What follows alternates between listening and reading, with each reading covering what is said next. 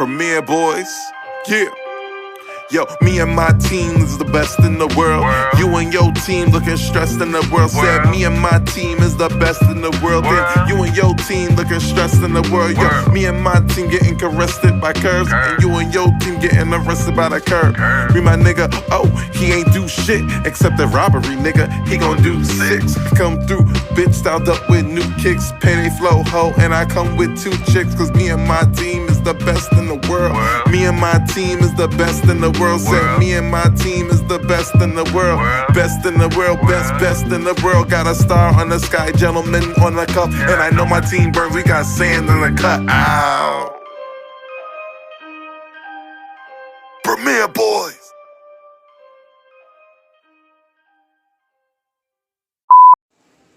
This is Jim Uriah Starr, and you are listening to Premier Boyz Podcast. Last time on the Premier Boy Podcast. There you go. And y'all already know it's me, your boy Ken, Aka MrGentleman. I just want to say thank y'all for tuning in to the Premier Boy Podcast Season 2. Like I said earlier, it means a lot for each and every one of us. And just want to say thank y'all. Thank you for, for my brothers, man. We had our back and forth. We had our ups and downs. But we got the season done, and I would not do it with anybody but them, man. Y'all my day ones, man. I love y'all, man. That's real, from the heart. I love y'all, man. We go through drama, but even when we through dramas, we always be brothers at the end of the day. So, just say I love y'all, man. When we started the idea for Premier Boy back in 2018, we didn't know where we could go. And we originally was on in 2018, but it just didn't happen. But then a year later, September 11th, 2019, we started with us 3, and it was the start of it. Then a year later, we added the bro, Long Live the Chief, Malimal, to the group. Man, it felt complete. It felt complete, and yeah, it felt complete. And we were going the right direction. I'm not gonna hold y'all, through season 2. I lost my way. I lost my way to season 2 with this show and doing with the gentleman as well, and doing King Talk, and soon being a part of Roddy show, and also the Boyz too. I tend to lose my way not only with myself but a lot of personal stuff, and out of everybody, I didn't take those days off at all. I didn't use my days off, course. But for the first few episodes of season 3, I will use that day off, course. It's not easy for me to do that. I am at no days off, but sometimes you just gotta sit back and replan your strategy. So I will take a break for season 3. Not sure when I'm coming back. Who knows? I don't think it'll be a long break. I know me, it won't be a long break. But sometimes life is funny. You just never know when things will happen. But just know I'm still be here. I still be working with the fellas. I just won't be the host at the moment until things figure out.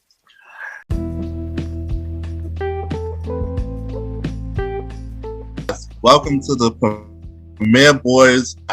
It's your boy, the star Roddy Rod.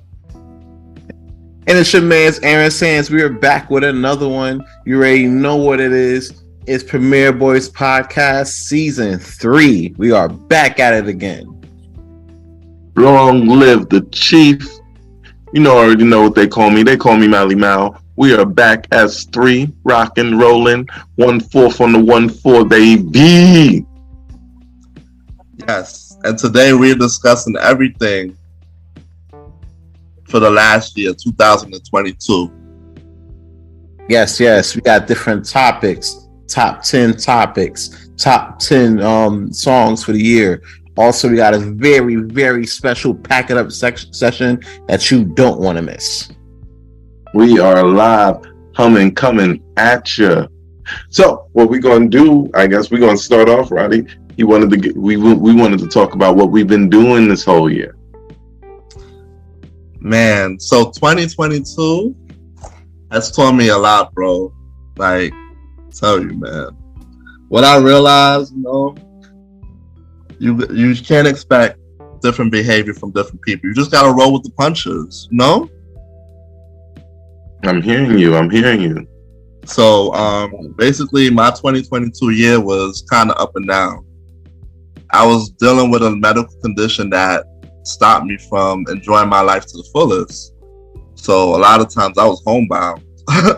Right. I had to do everything homebound. I was like, wait, why am I like feel like I'm in the pandemic again? I will like basically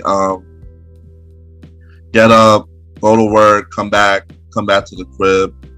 So like I was not do like outside activity like that. I wouldn't go to the club. I wouldn't go to special events.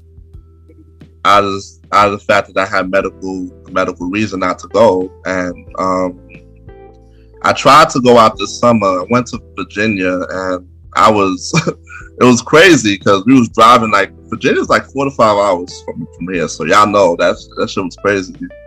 We had to make a lot of rest stops. And from there I realized, let me fall back. Cause me and my little sister was driving and we basically made a 4-hour trip, a 7-hour trip, bro. That shit was not nice. Wait, how'd you do that? We stopped like every freaking state. Oh, okay. I got you. Cause I had to travel, bro. Shit.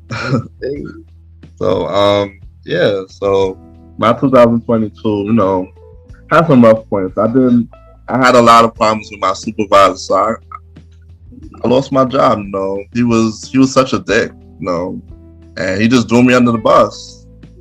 I had a lot of stuff going on, but he wasn't playing his part. He wasn't coming in. We couldn't communicate, we just couldn't get along no more. So it was time for me to pack that up. Pack it the fuck up. Yeah. But I was underemployed. I wasn't jobless. I was underemployed. So there was jobs I was doing. I was getting 20 hours, 25 hours, but it wasn't cutting it. You'd be surprised how many people, like especially in the city, are like underemployed. So I found a way. So I had to like fall all the way back. Your boy was eating ramen noodles and drinking water bottles the whole summer. Like, that was a struggle, man. That's what you got to do when you live on your own. You got to pay shit. So, yeah. But I bounced back. I ended up working. What was it? End of October. There we go. So I bounced back. I ain't really had too much of a love life, but I was smashing shorties here and there. Roddy clapped out here in these streets. Yeah. Roddy out here clapping these streets. Son said, "I'm gonna get it done regardless." Facts. Anything ramen noodles, bro. Yeah, bro. In the club, out of the club. My son Roddy bagging hoes with ramen noodles. This is crazy. That's it. Chicken and beef. So like since I was like homebound most of the year, like this fall, I started going back out because I miss going outside. So I started off slowly with after work spots, and it was a good thing to get back out there, start meeting people again. I started to meet a couple more new people this year, and I started to feel like myself again. When you say feel like yourself, like I'm a social person, so I can't go too long without talking to people and meeting new people. It just yeah. And everything you was going through kind of had you in a box, like stuff. Yeah. But you had to bounce back. You strong for that, bro. Promise you are. Bro. Not a lot of people sit there and come back from like a tough year like that, Yeah, bro.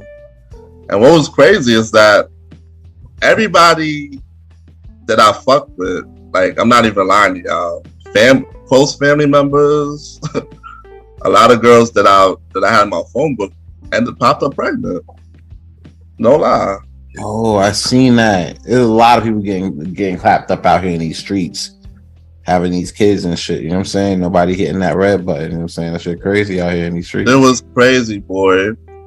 So like my ex, she got married and she had a baby, and then my cousin, She gonna send me the wedding photo. I'm like, nah, this shit crazy.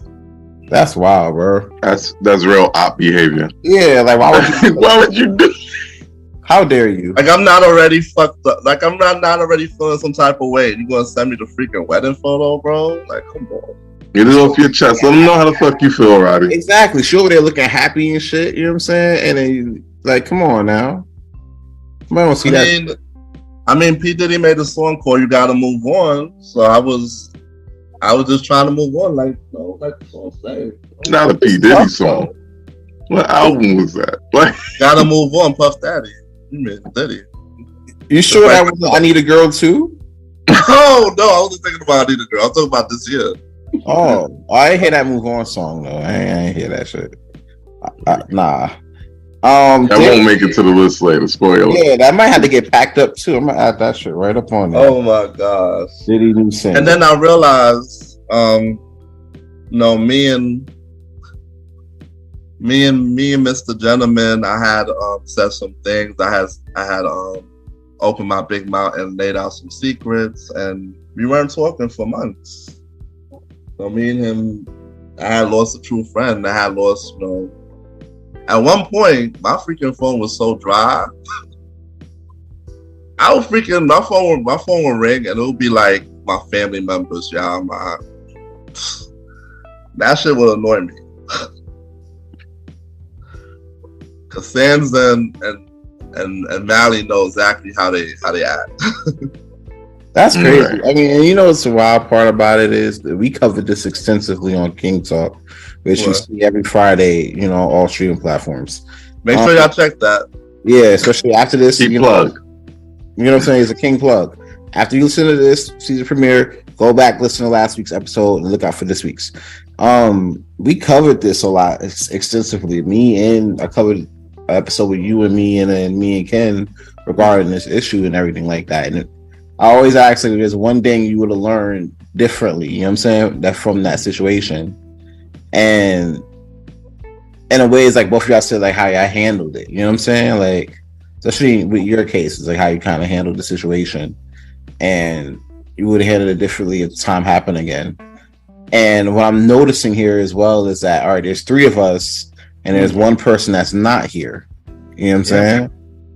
So one thing I do hope, especially within the season, is that, you guys, like, personally, we know what it is, but hopefully you guys patch it up on here where it's like, all right, y'all good.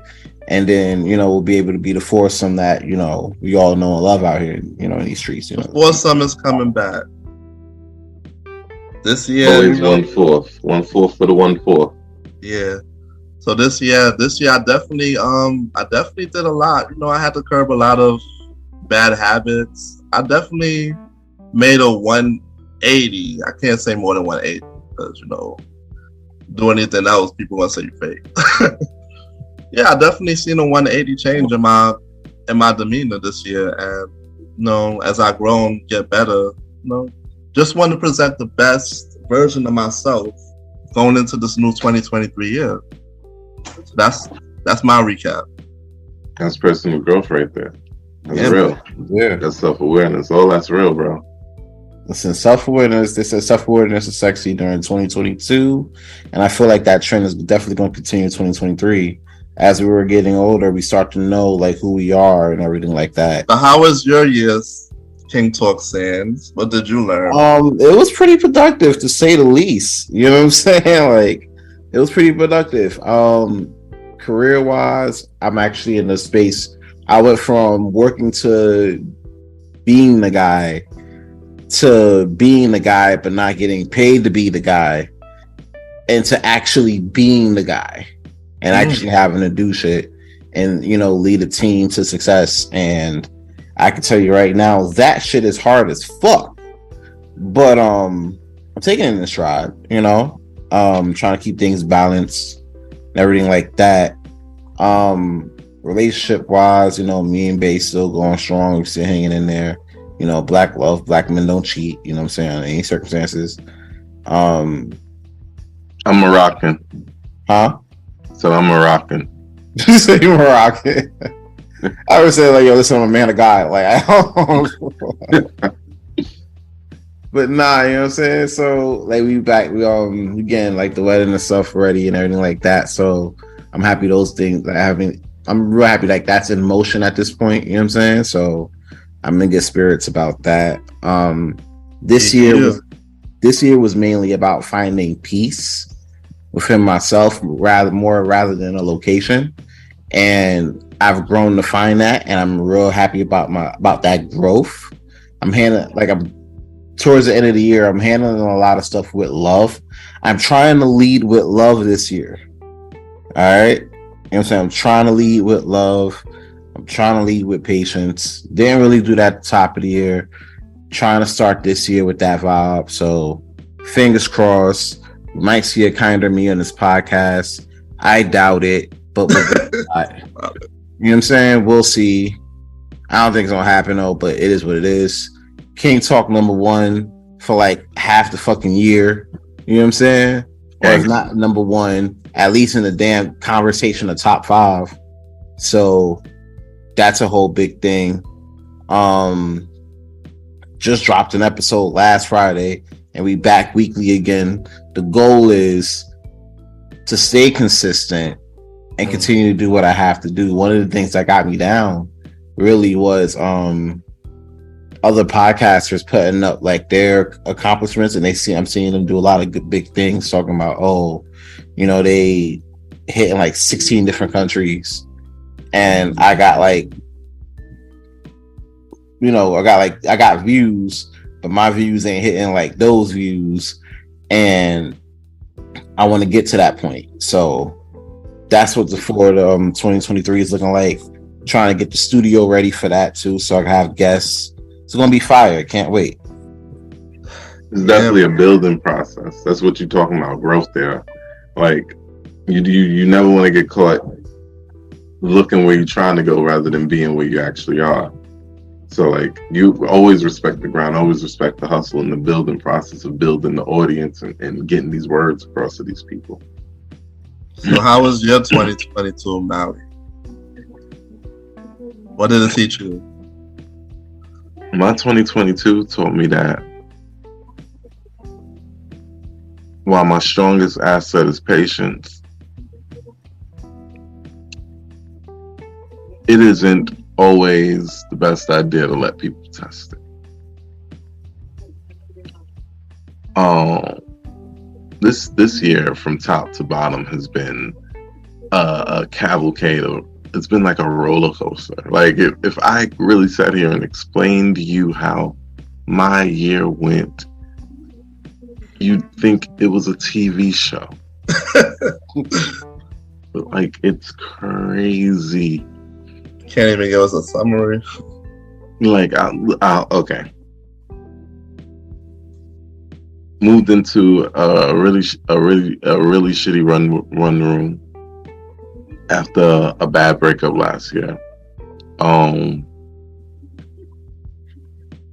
This place is crazy as hell. There's all sorts of stuff happening. The landlord is letting the house be disgusting. People stealing shit, all types of shit, banging, fighting all night, all this stuff, whole year. I got into a car accident, and my left arm hasn't been the same since. Messed up my spine apparently, like got some bulging discs, things like that. I was just struggling to get treatment for it all year.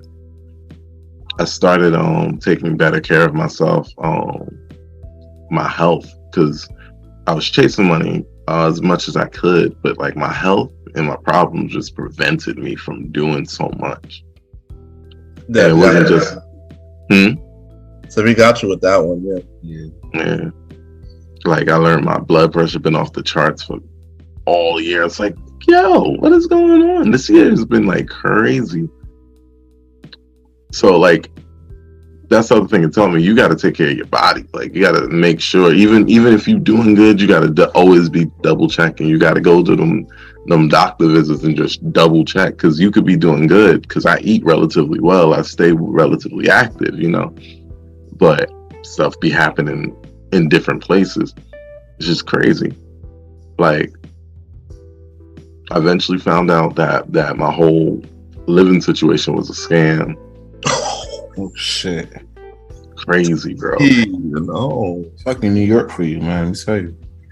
And now people trying to fight for the house like this, the fucking feudal era in Japan, running up in the house all types of night, doing all types of crazy shit from time to time. I've been helping mentor, a kid out here. Kid is crazy. Like it's been a really, really crazy year for me.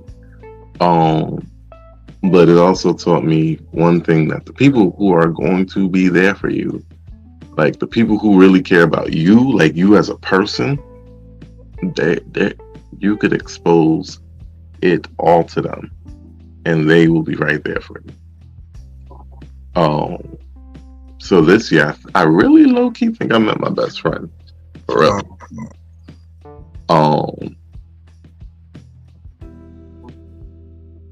And I have some news on that, but I'll save that for another episode. Not this episode. We gotta hold it back, not this episode, all right? You don't have to say everything, bro. Yeah. Just do what you can. Basically, what we're doing, we're coming through the storm. So all of that's happening. The down part is there's a lot more weird responsibilities that I wasn't ready for, but the upside is gives you a place to like grow from, right? I can really grow from here. Like I've been fixing my mental health, right? I've gotten into therapy and I'm dealing with stuff, seeing why I had so much blockage in me. Because I ain't gonna lie to you guys, after the accident, I lost my income. I really got bad depressed, especially with the circumstances I'm living down in here. But this turnaround is coming, man. I'm telling you. Like I feel better than I have in a long, long time mentally. Physically, I'm in some of the best shape of my life now, and I don't even know how because I can barely use my arm, but I am. It's a spirit within, though. I ain't gonna hold you. Even though don't lose. You know what I'm saying? Like you're not gonna lose because you're not gonna let the ops win. You know what I'm saying? And whether the ops be the injuries or anything more externally, you're not gonna let them win. So by default, you can't lose, no matter what you feel. You know what I'm saying? Right. So that's like really a big thing. So with that energy, like no matter how you may feel physically, spiritually, and mentally, you're like, yo, listen, yeah, I can't win, so I can't lose. You know what I'm saying? Right. So, and then that's how you push forward, Mm-hmm. So what do we expect for 2023? All I expect is positive experience and better in everything that I'm doing. I expect, I don't like high expectations because you always down yourself, like personally, if you don't meet. But I would say like success in most, if not all, endeavors. There we go. Do that. Love for those who love me, and togetherness for all the people. You know what I'm saying? Who can come together right now, because I feel like this year is probably going to be one of the most trying ones. But if we're able to come together as like people, or as like with our loved ones or with our friends and everything like that, I think that would be the most rewarding part of the year, if anything. Listen, 2023, 2023, the 2023rd year of our Lord is going to be what is going to be. Listen, there's going to be ups, there's going to be downs, but I know there's going to be advancements. I feel like life is kind of like the stock market. Even when you get a big plummet down, that first up afterwards is usually a big jump up too. So you just have to keep preparing, get in the trenches, keep preparing for your up. Like what I'm doing right now, I'm learning new skills to get into different places in the market. I'm doing various things, and we want to come up. We want to do. 2023 is going to be cool. It's going to be cool. That's all I'm going to say. It's like we're going to work for everything that we get for on this one. Right. All right. So now, I want to count down the top 10 news articles of 2022. But before we start, I have a bonus. I have two bonuses. The number one was that Mario versus Omarion battle on Versus. That was hilarious. Yeah. Why was Omarion so bad? Like he wasn't even like like off a little bit, just bad, horrendous. And Mario was so good. It was like it was the complete. But what messed me up is that since Omarion was the lead singer of B2K, I really thought that he could have held his own just from the predictions.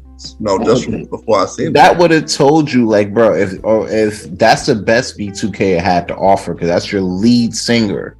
Exactly. You know what I'm saying? So you setting the tone for the rest of the group. I don't ever want to hear Raz B talking about he won a verse.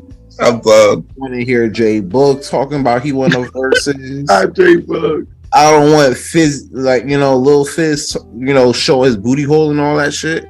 I don't want him talking about he won a verses. None of them. Wait a minute. Yeah, that shit happened, bro. Where you been, bro? That was a thing. That was a whole thing, bro. And Joe Butters was talking about he gonna get the Fizz up out of Lil Fizz. You feel what I'm saying? These guys sound crazy. What are we doing? That's exactly what Mario said. That's exactly. Joe Budden that I said that, he gonna get all the Fizz up out of Fizz. You know what I'm saying? I'm like, hey, yo, wait a minute. I need us to relax, everybody. But the verses anytime, because anytime now that any sentences like these can come out, I need everybody to relax. But the verses also prove that you need talent now, because now it's performance verses. Right. And Jeremiah went up there and he sounded like he really did use auto-tune his whole career. Shit. I ain't gonna hold you. He did.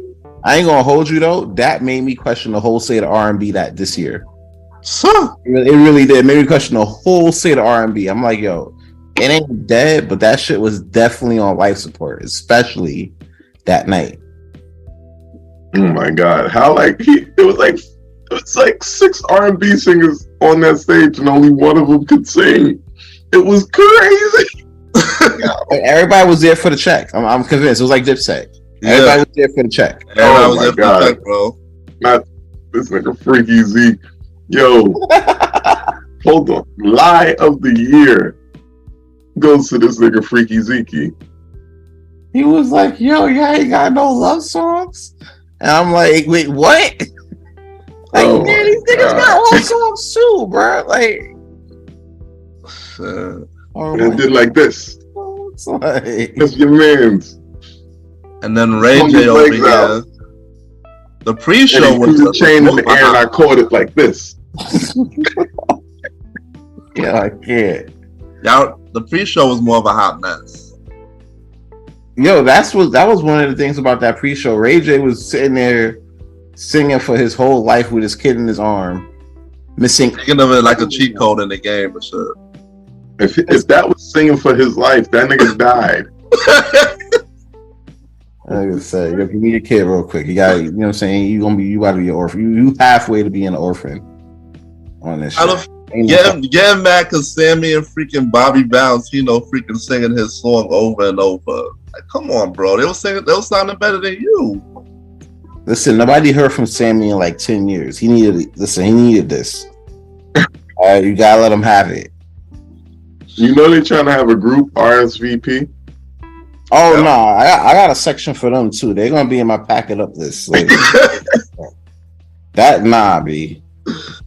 That's actually one of the contestants in my packet to fuck up list of 2022. Yeah. So we're gonna get to that in a little bit. Alright.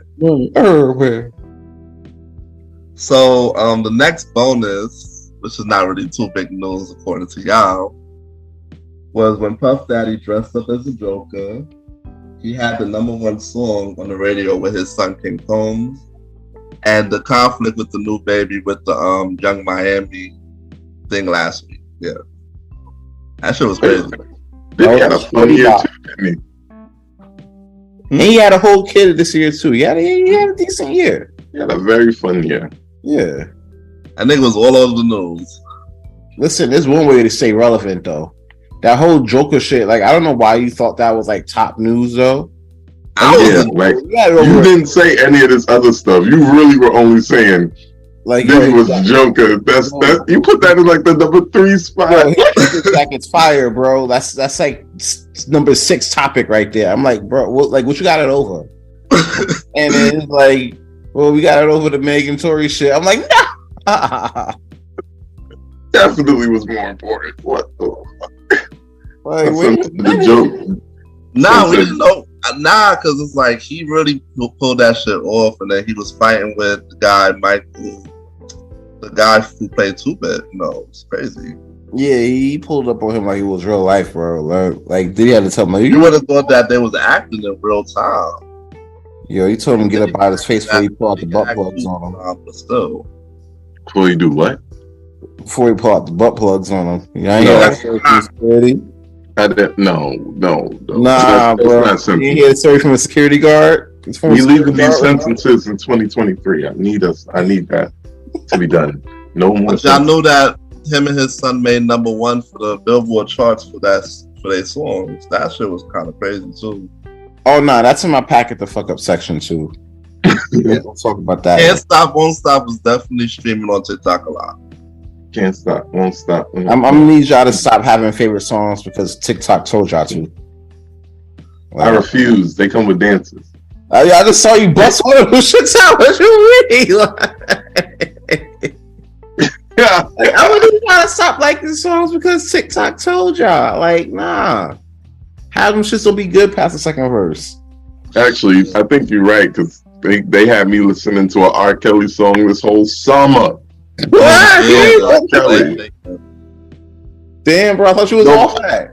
I never listened to 2010 R. Kelly. I was already off. I was gone. Right? You wasn't trying to hear a love letter? Like, no love letter, no black panties, none of it. The bonus is also R. Kelly album got pulled right when it was put up. Like niggas really dropped the album and took it down. That was a fake album. That was a fake album. That was just that song he did mad long ago called "I Admit It." They said 19 minutes of him saying he did it. They said it was more tracks up there. Yeah, it's findable. I ain't finding it. No support. Zero. He said he admit giving a girl herpes and wrote the song "You're Not Alone" because of her. Damn. That's crazy. I'm ready for this top 10. Here we go, number 10. Number 10. Donald Trump ongoing January 6th investigations. And his tax returns being dropped. Y'all heard he claimed like $1,500, and then when niggas was asking why, he was like, "Suck my dick," and they were like, "Okay." How was his income negative for 3 years? I wonder if he got the stimulus check. He did though. He came to him first. He went and got his off the fucking printer. Like, yo, if we gonna do a check, we gonna do a test run with these stimulus. Send them shits to me first, and then they did it. And they're like, "Oh, this shit hitting. The streets gonna love this," and then push it out to us like weeks after. So the streets gonna love it. And they did. This is what's hot in the streets. And it was. Have y'all went to City Island during stimulus period? Wait, online, all the crab legs. All of the crab legs. What a line! Trying to convince people that we would do stuff with the money if we were given reparations. We didn't do a good job of. Bro, if that was a test run, that's a problem, bro. Because we got to come back to the table. We need to have a meeting. I came out there with the shoes I got, but couldn't wear for like a month because I couldn't go nowhere. As soon as I heard City Island was open, me and Bay went down there during stimulus week, and then sat there, had the crab legs, and Sammy's fish box stock went up like crazy. Oh damn! Real talk. Sammy fish box. Shout out to that. But that's why he got some tax returns, man. Finally getting caught up. Yeah, that man is not doing. That man is not going to pay no taxes because that man don't make no money, even though he make money. He been doing this for years. I was in shock to see that he was getting negative in his income, like, and just paying like $700 in taxes and shit. And most he wrote off a $19 million debt over the course of 25 years. It's brilliant. And then brilliant. Look, watch this. He did that, wrote off the $19 million debt through the course of 20 years. Immediately ran a scam to fix his credit by rotating through revolving credit cards. Immediately fixed his credit and was able to make money on credit and still not have to pay taxes because he took such a large loss over such a long time. You know, that gotta be like some Robert Kiyosaki type shit, though. I ain't gonna hold you. It is. Like, I've seen that play happen way too many times among the rich. You know what I'm saying? They be knowing, and then once we know, everybody messes it up, and then it gets cut off. They be knowing. They know it when they do it right. You know what I'm saying? Like, they do it properly. We do it. We raise Sammy Fishbox prices. We raise Sammy Fishbox prices through the fucking roof. You know what I'm saying? We didn't learn a damn thing during that shit. So to see this now is like, it's wildly, it's insane, but it's not surprising. Like, if you're from New York, you already know how Donald Trump was giving up for like taxes and everything like that, and what or lack thereof, because he wasn't paying. You know what I'm saying? So if you from New York, you already know what it is. For the rest of the country, thank y'all for keeping up. You know what I'm saying? Thank y'all for getting to this point. Yeah, man. So what do y'all think of this January 6th thing? What's going to be the verdict? They still haven't decided yet, right?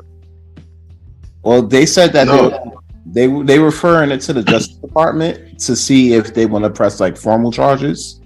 I highly doubt they're going to press formal charges. You know, because they got to get that through some type of punishment, bro. They not no charges on him because they tried to. They didn't even the impeachment behind this didn't even go through. He can still run for president. They want to press charges on him, but they just can't do it. Probably because there's too much money and not pressing charges on him. So it's a whole big to do, basically. But they are arresting and putting in jail the niggas that was there. And I mean specifically the one nigga that was there that put a picture of him being there on his album cover. I gotta look for that. You got to link for that. Know how wrong with these people, bro. You got the link for that, bro? Hold on. I'm gonna get it. If you sit there and be like, yo, I was at the insurrection. It's lit. What do you rap about when you're sitting at the Capitol Hill during a coup, an attempted coup? Do you know what a coup is? It's when somebody is trying to take over the country. Nah, bro, they don't know what that shit is.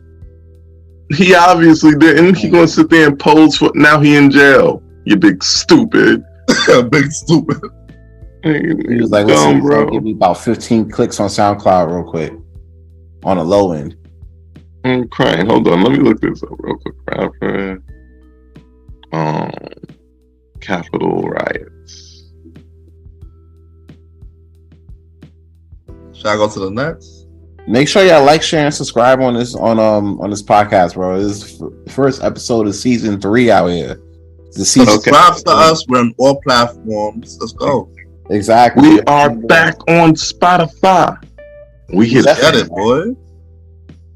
So yeah, make sure y'all like and subscribe while we do this. Premier Boys. Yeah, it's a friend. Oh shit, that's it. Oh yeah. Wow. Oh no, he definitely going to jail. They had to catch him at least. Right. He already got sentenced. He done. Oh yeah, he out of here, bro. Ain't no fucking way. Like they're sentencing people, so that's good. There's some people that thought they was just going to go back to work after doing. They really did though. Like they went, like they sat there, did the whole insurrection. They was like, "Oh, it was great. I'm hungry. Let's go to Church's Chicken." Right. And then hop back on a bus to go put out fires in New York.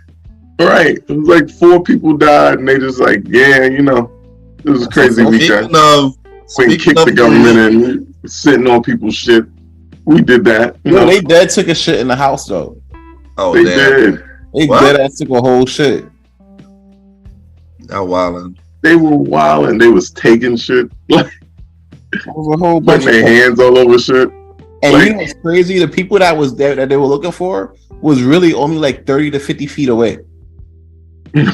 Like a little bit to the left. You know what I'm saying? Like, Nah, boy, that's crazy.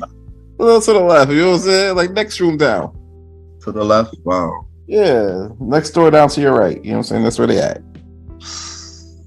That's crazy. Shout out to Bugsy the Dawn. Everybody go get Capital so you can put money on his commissary for being a dickhead.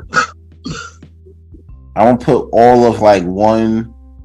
What's that shit? What's that coin that they had? Nigga, I'm not even streaming it. You're not streaming that shit? Nah. Gotta stream Bugsy the Dawn. All right. Get Hello here promoting this guy, boy. Speaking about New York, Nah, bro. Like, that's the thing. If you're from New York, you already know what like Donald Trump should be doing. You know what I'm saying? Like, yeah, bro. so if you know what it is, then you already know. Like, all right, you know what to expect. It's just waiting for the rest of the country to stop. Sucking his dick to be like, I bet. You know what? Like, let's get this dude up out of here. Shit.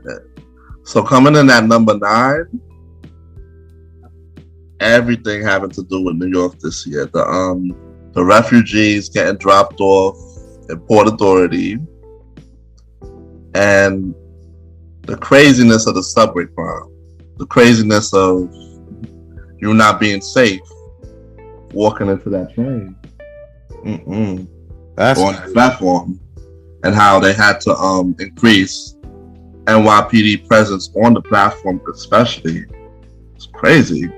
y'all want to know what's crazy when it comes out of these trains though? It's about to be 2023, right? I haven't paid fare, right, on these trains since like mid 2021. God damn.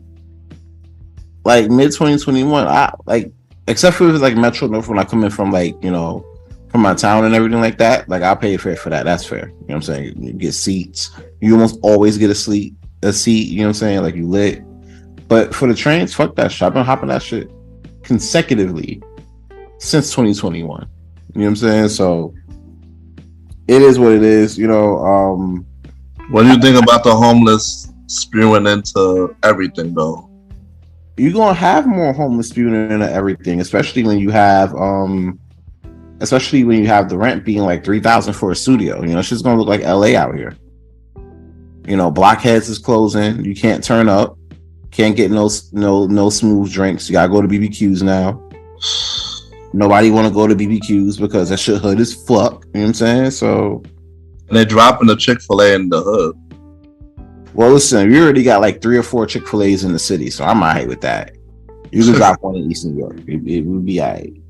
Chipotle in East New York already. They got a Chipotle out there? Yeah, boy. What? Sure, they got a Chipotle out there. We just got a Chipotle. I don't Penn Ave.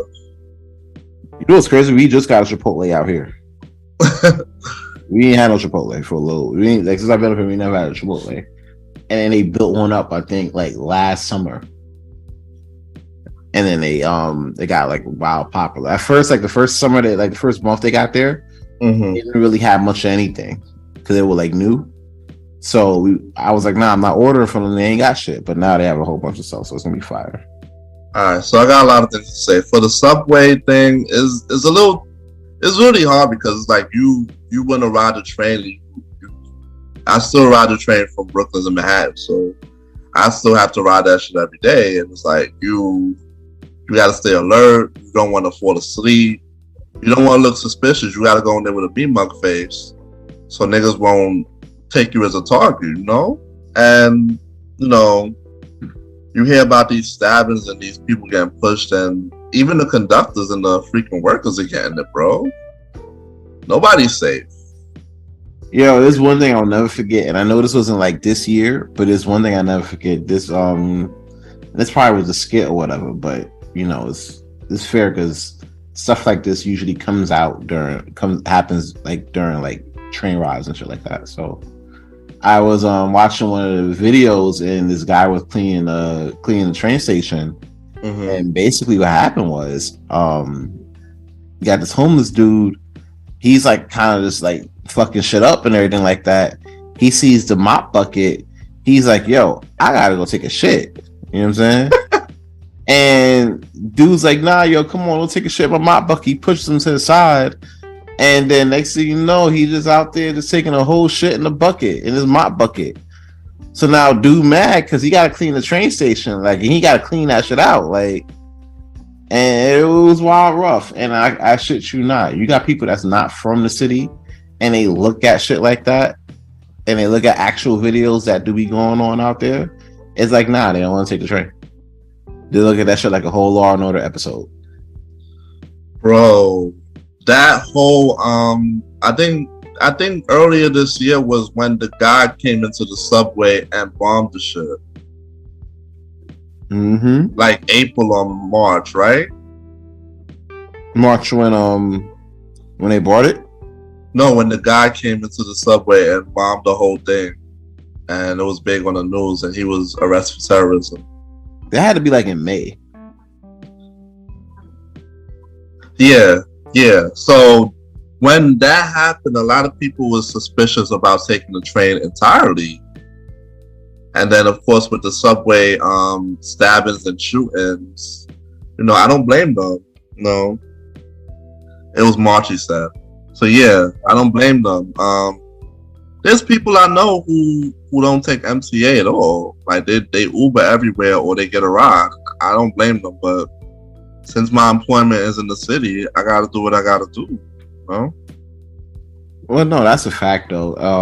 And you also that's also a major point for a lot of people that travel like in the outer boroughs and even those that commute like myself. So we end up having to that's the thing that we tend to worry about. Like when they got pushed into the tracks and died, I believe she was a commuter. She wasn't even from the city, and then she hopped on the city train just to get pushed into the tracks like that. So it was pretty scary. And it's like these things happen all of a sudden. It's an instant. So like you putting cops on the platform, but they're all the way at the top of the platform. What's going to stop somebody from committing a crime at the edge of the platform? And on top of that, a lot of these cops aren't really doing much of anything anyway. They're there for like appearance purposes. You know what I'm saying? Like, so for the most part, they're supposed to, the fact that the cops are there, it's supposed to be like a deterrent for people to be like, oh no, you know what I'm saying? Like you can't. But stuff's still been happening over the weeks. Of course.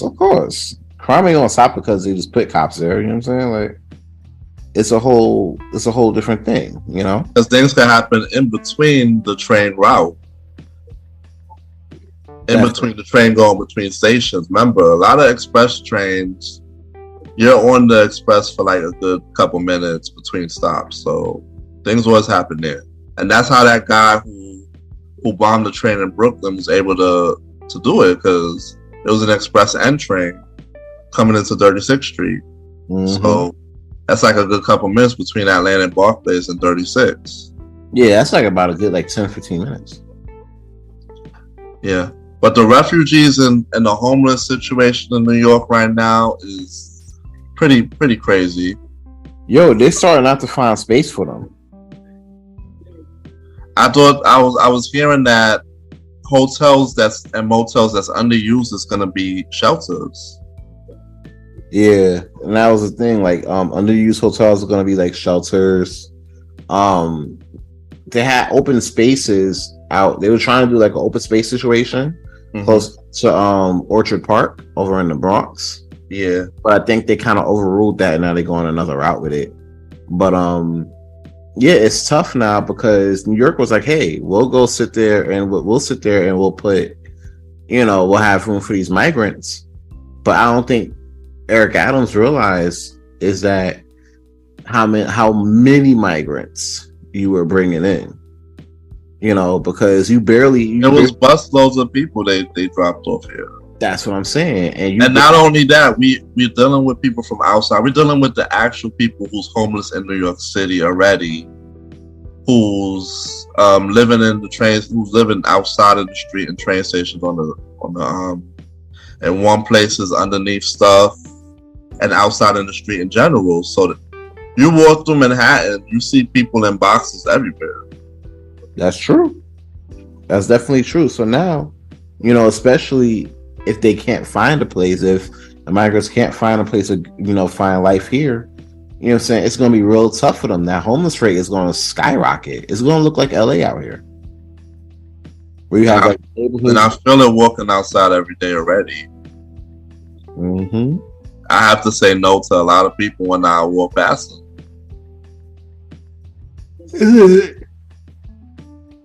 Because they remember you. One thing about giving to people, they remember your face. Well, yeah, because they want to see if they can give to them again. That's why I don't give to nobody. And it's unfortunate, but that's the way it is. Like, people feel like, because you give to them one time, that you give to them again. You know what I'm saying? And that's not always the case. You got to get out here and earn. Now they looking at you like you they dad. You giving them shit. And if they don't give them shit, they want to rob you. Because they don't got people skills, so and they get aggressive. But understand that we don't carry paper money no more. We don't carry change, y'all. The guy selling the CDs in Times Square, you're wasting your time. Like, you're only gonna fool the tourists. Yeah, but even then, they getting smart up now too. They got Square Cash App, Apple Pay. You know what I'm saying? Like, they got, listen, when there's a will, there's a way. I've seen people out here in these streets. They like people that do the artwork where you're trying to draw people's faces or whatever, or you made the caricatures.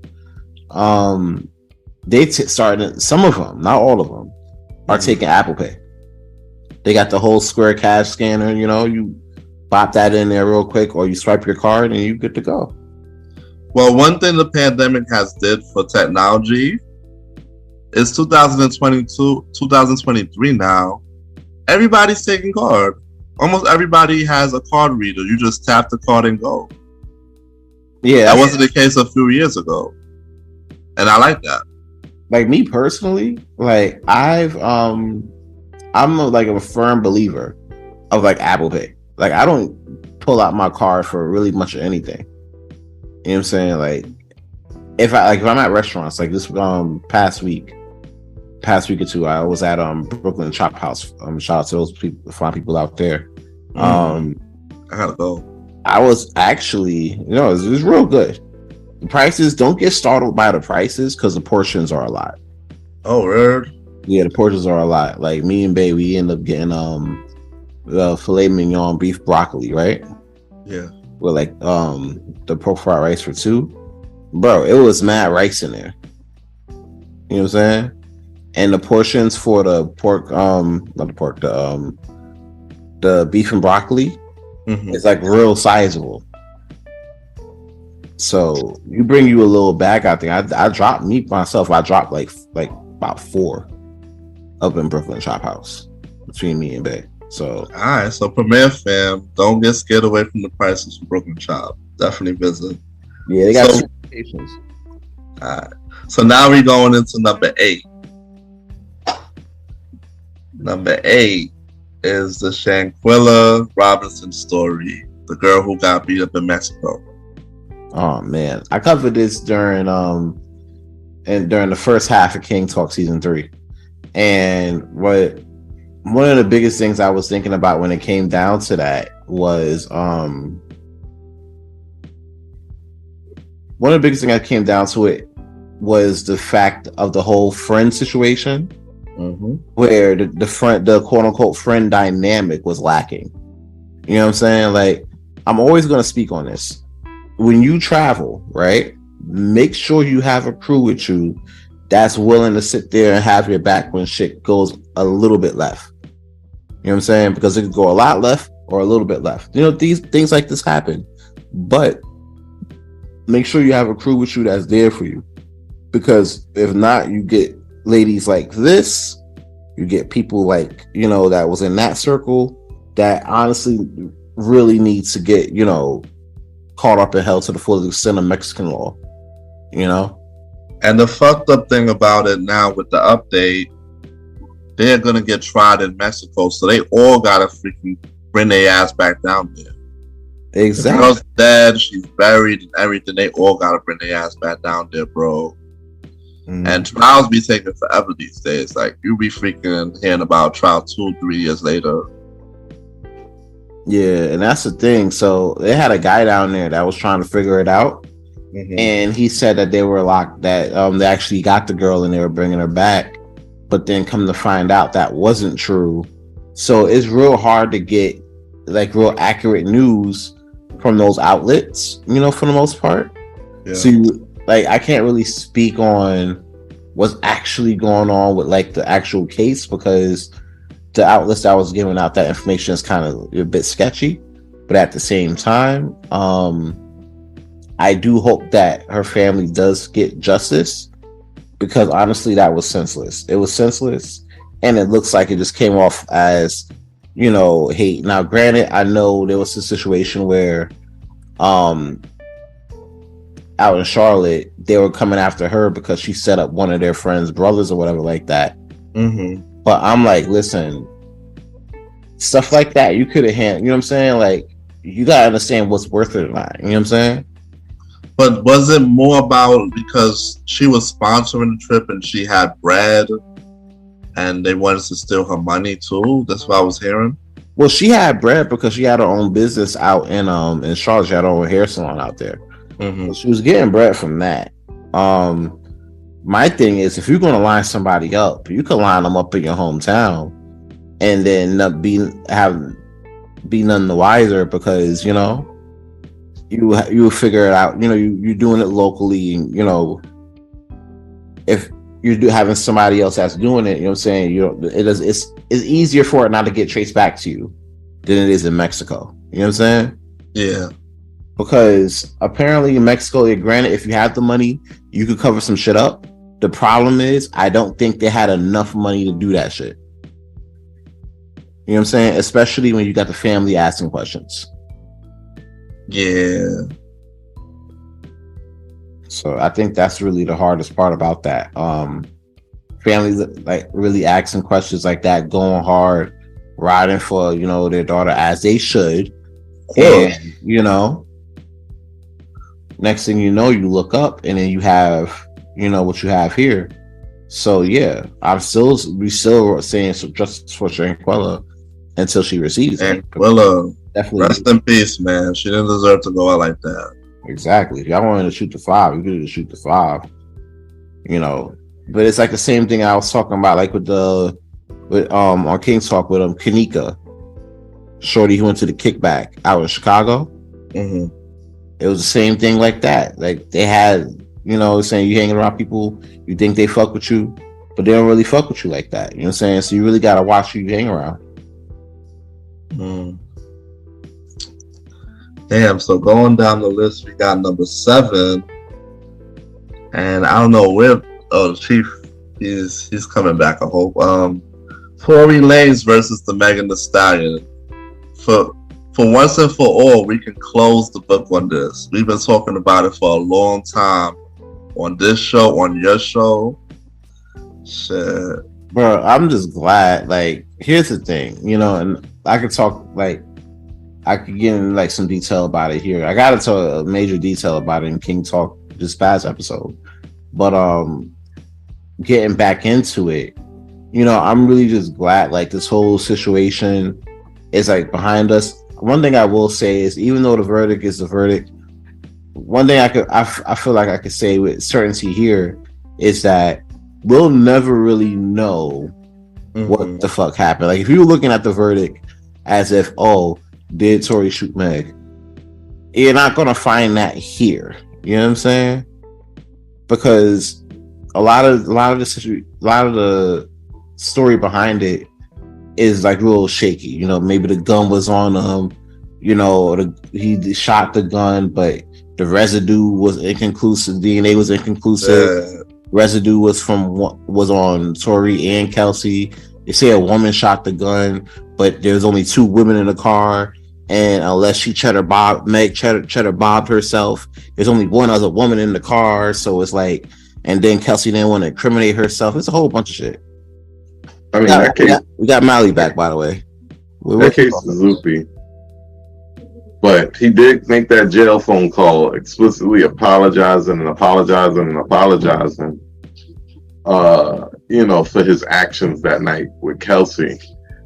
Thing is, that can be misconstrued for a number of things, but it's probably talking about something that had to do with that, because he immediately talked about bail and then, the ramifications of Meg's team and his team, all that type of stuff.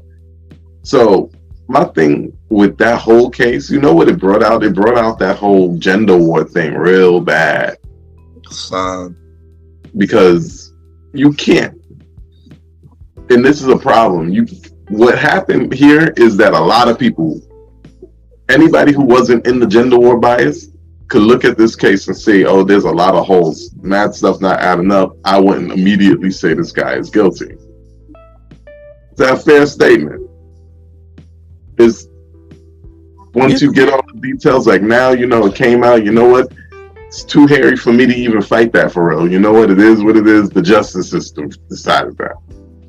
Mm-hmm. But if you doubt someone who is doubtable, Meg Thee Stallion was doubtable as hell.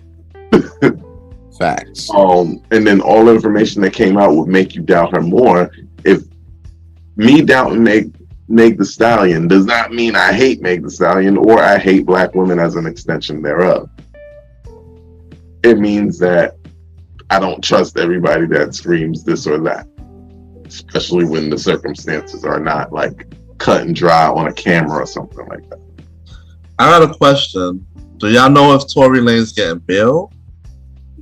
Nah, I don't think he's getting bail. He definitely get bail. It's over for that, bro. Yeah. That already happened. Ain't no bail, nigga. He lost. Yeah, he gonna have to appeal. Jail waiting to get sentenced. And then wait for deportation. That bail. It's stupid. No, not like that. But it's like, it's crazy because like you're waiting for sentencing, but he could appeal and see what's good, and then try for bail again in that situation. But chances are, like, he's facing about 22 years behind this and deportation. Fucking damn. Mm-hmm. Imagine having to do 22 years in America, then they just send you to Canada. That's foul. They're like, yo, you done, right? And then you got ICE waiting for you at the gate. Like, yo, listen, about that. We gonna need. That's the ultimate. We gonna need you to clock out. I mean, niggas been making albums. Niggas be making albums out of jail, so it's possible we'll still have music for him. My guess is he's probably when he gets out, he's probably gonna have to salvage whatever career is left, and then. I'm not saying during his time in jail. I mean, yeah, he not making no good album in jail. Do you hear the amount of production that go into his music? You're not doing that in jail. What is this? Ain't no way. Hustle and flow. Get the fuck out of here. You gonna use that same keyboard, bro? Like, my son gonna sound like Sean on most of them songs he was in jail for. And Sean that was second album, he had right? A bunch of shit in his mouth when he was doing them songs in jail. So it's like, ain't no way. I'm not saying it's gonna come out good. I'm just saying that people make music in jail. That's it. True. Yeah, I don't know if I'm doing that. Yeah, I'm gonna be like Tupac, nigga. I'm gonna be too afraid of getting my ass taken in jail. The last thing you be thinking about is music, bro. When you're like 5'2", last thing you think about is music. Right, he's a small guy, like you know what I'm saying. Small popular guy, like. Oh yeah, that's true though, bro. Going bad like Meek Mill, like God. You got to put a commissary on somebody book. Down terrible. I feel for him. All right, so now we at number 6. Now we say rest in peace to Takeoff. Bro, I had a whole video episode behind this, bro. Listen, if you want to throw dice, bro, just go to Vegas. You got security, you know what I'm saying? Like, bring your security. You know what I'm saying? Like, make a day out of it. You feel me? Like, you going to the hood to shoot dice. You millions of dollars on your wrist trying to prove something. And you're a celebrity, boy, not even a regular guy. Like, come on. Yeah, like go like roll some dice at a high ass table, bro. Like real shit. Don't, bro. I hate to reduce a man's death to a talking point, but my guy, like, of all the places you did not have to be, you understand? Like, you already know it's crazy out here. Rappers are getting clipped before you even know their names anymore. Like, if you say you're a rapper, there's an off chance you're gonna get shot one day. It's insane at this point. Especially if you're a drill rapper. Right. These guys are dropping like flies in the cold. It's insane. And for you to put yourself in such a dangerous situation. I understand why I understand why that was there, bro.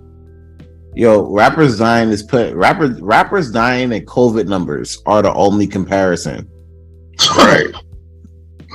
Cause ain't no way. I heard about somebody's prodigy. It's not prodigy from my Mob Deep, but it was somebody's prodigy. I think Big Scar. He passed away, I think, this past week. Yeah, heard about him. As he died, he didn't even get big enough for me to hear about him on my own. Listen, there's another guy died the next day. I can't even call his name. It start with a W. This is how bad it got. Oh shit! And that's the thing. And on top of that, social media don't make it no easy. Like an hour after Takeoff passed, they had his body all over Twitter. Right. Which is crazy. It's like, I understand you want to talk down, make his death a talking point. Bro, the man's corpse wasn't even cold before it was on social media. You feel me? Like, and that's the crazy part about us. Like, we got, like, we're so connected, but we're connected over the most craziest shit. That was us. I didn't see it. Not us like us, but us like as a people. Okay, I don't want to claim to that. Like who?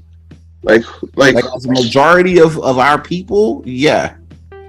That was the most important thing to see. Like, hey, don't even let the man rest in peace or nothing. It took us years to see Tupac's autopsy pictures. Facts. And it's like, say we didn't really need to see it, other than people just really don't believe that man is dead. He is dead, y'all. I was like, yo, is it really his pictures though? Is it though? Wait, I don't know. You know what? I take it back. He's in Cuba, y'all. He's in Cuba. He probably got kids out there and everything. Yeah, you know what I'm saying? Getting past COVID. Right over there with Asada. That's right where his stepdaddy going. Mm-hmm. And his stepdaddy just got out of jail. You going right to Cuba? Mm-hmm. You got time for that? Yo, yeah, but rest in peace, Takeoff. Like, Migos will never be the same because they was definitely trying to. They was definitely broken up around that time too, right? They were fracturing. They weren't broken up, but they were like fracturing a little bit. So now Offset, he was just out of it for the last 2 months. It's crazy. And they were about to drop that. They were about to drop Only Built for Infinity links like right before that. Oh, a new album? Yeah. What if it's done? Huh? I said, I wonder if it's done. I think it was. It was about to drop it, I think, a couple days before the death. Yeah. It's crazy. That's crazy. It is that was a big loss for hip hop, though. Yeah, I always say like Takeoff was one of the most lyrically sound guys, the guy in the group. You know what I'm saying? Like Quavo was there like as like a strong number 2. Offset was like, you know, the showman, like he'll be out here doing the wild shit. And Takeoff, he was just the most like lyrically sound guy in there. You know what I'm saying? Like one of the best soul albums that came out of Migos. So yeah, it's a tough loss. All right, so number 5 is the Young Thug and Gunna Rico case. YSL. Yeah, that was good. That was good. Talk about it. Everybody else is, you know what I'm saying? Like, Gunna out here pushing P, and the P is for please. You know what I'm saying? Like, nobody thought, like, when he said in that video, oh, get me a Big Mac and maybe I'll think about it. Nobody thought, like, yo, that's actually going to be a thing. You know what I'm saying? Like, nobody thought that was going to be a thing. And then the crazy part about it is, right? When I got the news that he actually got out and was going home, immediately I'm like, yo, this nigga had to snitch, bro. Ain't no fucking way. Bro, I said that shit so fast. I'm like, as they said, convicted on this, and this, he is going home. I said, oh, he has told. Like, I'm like, what did you know? Like, you know what I'm saying? Like, had some secrets. Like the charges he had, bro, you could easily do 20 years. At least. He was like, nope, I'm getting out. Went home. He was in there for like all of like 3-4 months and was like, nah, I gotta get out of here, bro. I gotta go. I'm gonna take it. My son said, I will tell you what you need to know, and then got up there and told, oh, they were a gang and this, that, and the third. And people are trying to convince us that that's not snitching, bro. Like, it's only not snitching if it's your phase. That's what I learned. It's only not snitching if it's your phase. If it's your phase, then you know what I'm saying. Like, that's a whole thing. Then it's not snitching. It's just corroborating for the right people. But if it's somebody you don't like, if it was like 6ix9ine, then it's like, oh yeah, that nigga snitching. And I'm like, bro, that's crazy. Right?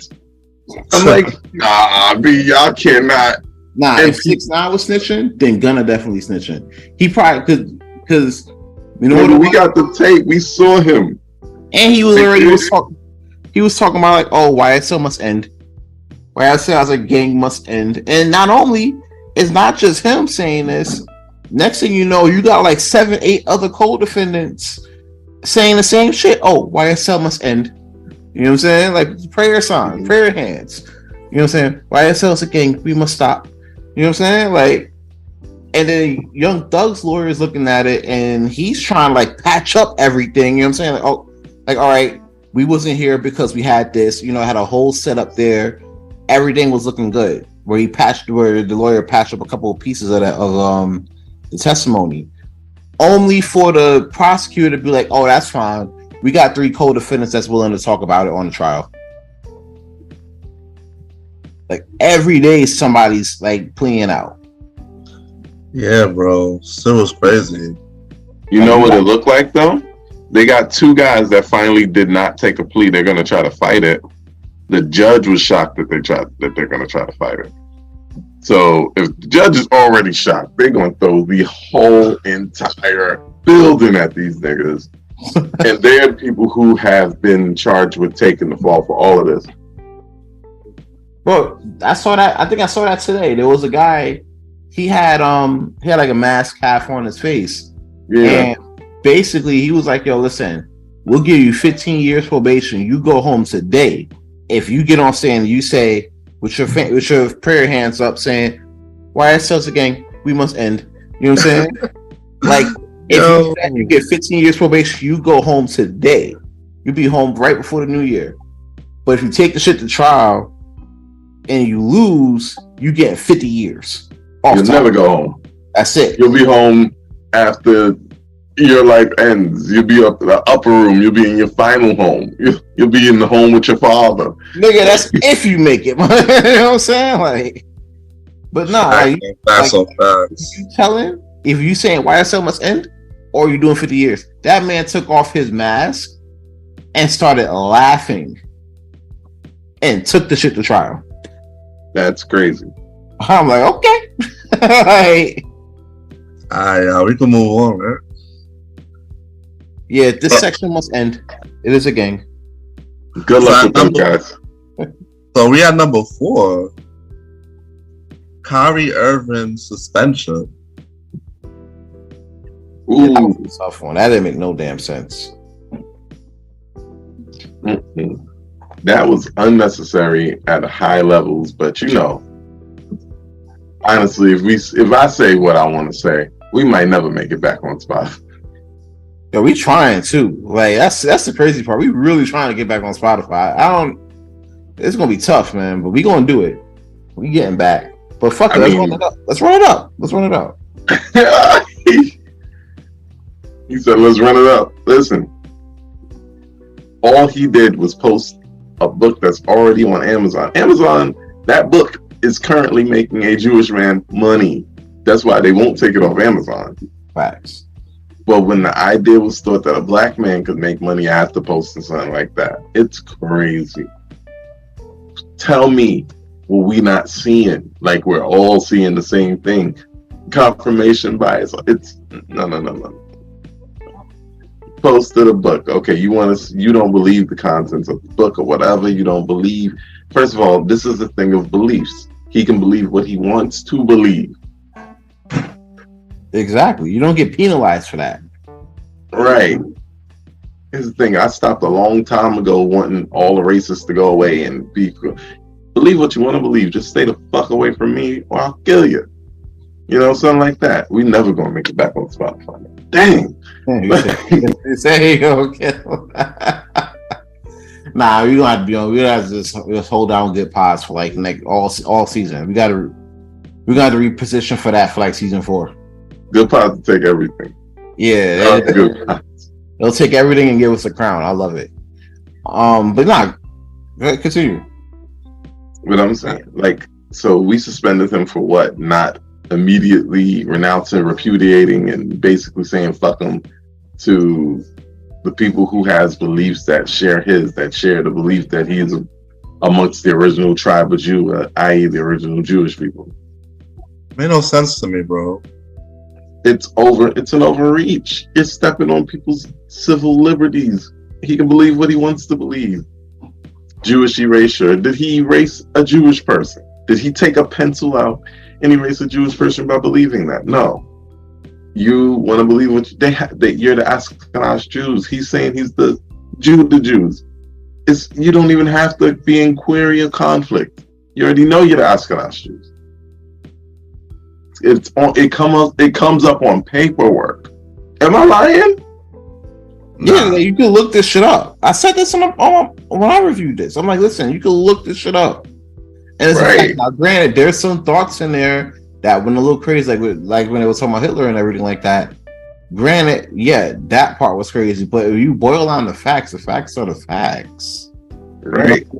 There's actually a video on there's a video on what was it? It was on Facebook years ago when they had the Hasidic Jews and the Israelites go head to head in the middle of Times Square. And Hasidic Jews had no answer for any of the facts that Israelites were dropping. Because the thing is, they wouldn't. If you understand the timeline of the religions, and the thing is, I just want to see the best of the best from both sides have this conversation so we can all get down to what's real. Yeah. Fortunately, you know, we don't know if we're always getting the best of the best, but I ain't gonna lie to you. Every single time the Israelites was like, they can come and rain the thunder down and tell you exactly where it is, what it is, how it says it, what it says. That dedication to your craft, to knowing your knowledge, your book, your thing. Listen, that's a whole thing because in knowing, you know, your history, you know yourself, you know, and if you're willing to sit there and bear that cross, you know what I'm saying? Like you gotta know your history. You know, it's not a situation where you're just born into it and you inherit all of this power. And yes, I say power because there is a certain, you know, we're not going to act like there's no certain power that comes with that, you know, in the way you move, especially when it comes down to like things like media. You know what I'm saying? So that's a whole big thing as well. So you're coming into it, you're knowing about like how you're growing up, but you're also taking the time to also know your history, which a lot of us don't really know. You know what I'm saying? Right. and then now you're able to portray it in a way where it's damn near undisputed. So, shout out to the Israelites too, showing up for Kyrie's behalf at Adam Barclay Center during that whole time, because they definitely did. They did show up and show out. That's facts. That's facts. That's what's up. My boy Kyrie, he did what he had to do to get back on the team, though. He definitely did. He back on the team. They balling now. They're like number 2 in the East. Right. He came. They've been whipping ass ever since. Actually, just straight up dominating. They said they not dealing with no drama, no nothing. We just gonna play ball real quick and then get this chip. And they about to. I bet you ain't sent near tweet. It rebounded. I bet you ain't sent no tweets and he ain't ordered no Amazon, nothing. Yep. He was like, nah, they were like, fuck all that. We shopping on Etsy. I saw on Temu. Facts. Etsy. Okay, AliExpress that shit. He gonna wait for like about a good 2-3 weeks for that bitch, but he'll get there eventually. All right, so now we're down to number 3. Will Smith slaps Chris Rock. Number 3. Oh man, that was a crazy moment in television history. The smack that no one asked for. Tell me you were simp without telling me you were simp. Right. Listen, we're not going to talk about one of the greatest actors of our generation, Will Smith, in a way that is unbecoming of Will Smith. Unfortunately for that slap, there's a lot less ways that are unbecoming. Like, you really had to do that, bro. You didn't. You could have beat his ass backstage. Y'all could have talked about it. You could have smacked him when the camera was off. Could have smacked him when the camera was off. You could have held that in. You walked up on stage, and then the slap didn't even impact. You ever try to slap your girl ass and you kind of miss a little bit so you don't get the impact you want? The fingertips of that shit. Hey. You're like, oh, that's not a good smack. That's what that was. It wasn't a good smack. I've been mad as hell if I was Chris Rock. You're not going to bad slap me. Slap the shit out of me if you're going to slap the shit out of me. He said he got the shit slapped out of him. Now, to be fair, it did sound like that. Mm-hmm. You know what I'm saying? It wasn't like a heart. It wasn't like a smack fest type shit. But it was like a, you know what I'm saying? Mm-hmm. And he might have felt that, but I felt like he would have been more shocked at him getting smacked than the actual impact. You know what I'm saying? Because you think he probably gonna pull up, pound him up real quick, and it looked like that.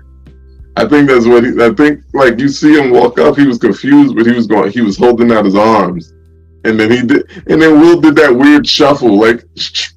Yeah, it's like like this is not Wild Wild West. What are you doing? Right, not Wild Wild West. Walk up like he was fucking jealous. Both hands on hips. Wild Wild West. You know, like what? Wild West. Let's go. Where are you when we need you? Nah, but you know what it is? It's like he had to sit there, right? And they were making jokes on her all show from other people. You know, so he's sitting there eating it. You know what I'm saying? I'm like, damn, that's crazy. He's really eating all these jokes. Wonder how August feels about this.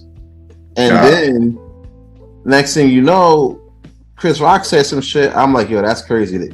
But it wasn't as crazy as the other shit. So I'm like, all right, yep. Well, we gotta eat that too. Listen, you gotta do what you gotta do. It's the Mary Jane joke. G.I. Jane. G.I. Jane joke. I mean. Yeah, G.I. Jane 2. When is it coming? I feel like a Mary Jane joke would have went over better in that spot. Yeah, probably wouldn't have got smacked for that. Right.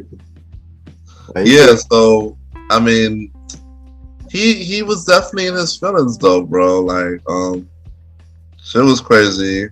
You know, that was meme for like a good couple days. Social media took that. That was a whole couple weeks. Right. I'm at work and I'm hearing about this shit. That shit wasn't going away. They made a WrestleMania flyer with them faces on it. It was really good. Yeah, that was. I don't know. I think that had to be the most memed thing this year, right? Mm-hmm. Talked about it for weeks. He came out on the Red Table Talk and all the stuff, crying about it. Like, it was hilarious to me that he was crying about slapping somebody else. And then he's sitting there. He's like, "Listen, I try to apologize, but the family ain't trying to reach out, bro. They want a box. They're not trying to hear no apologies. They want a box. They really do. Tony Rock talking hot. He ain't talking no spiritual, poetic, uplifting. My son Tony Rock is, where's this nigga at? Nigga, I know where Philly is. That's what Tony Rock time is on. Nah, they said they didn't want no apologies. They want to shoot the 5. Like, that's it. Mm-hmm. They don't want to hear nothing. And I agree. You smack me on national TV. Expect to hear from my cousins in like 24 to 48 hours. You know what I'm saying? Like I need that 5 immediately. You know what the crazy part about this is? There was so much history between those two people. Let me show y'all. Let me give y'all a quick Aaron Sands story time real quick, right? Story time with Aaron Sands. I gotta do it since Ken not here. Let's see. This is why. Alright.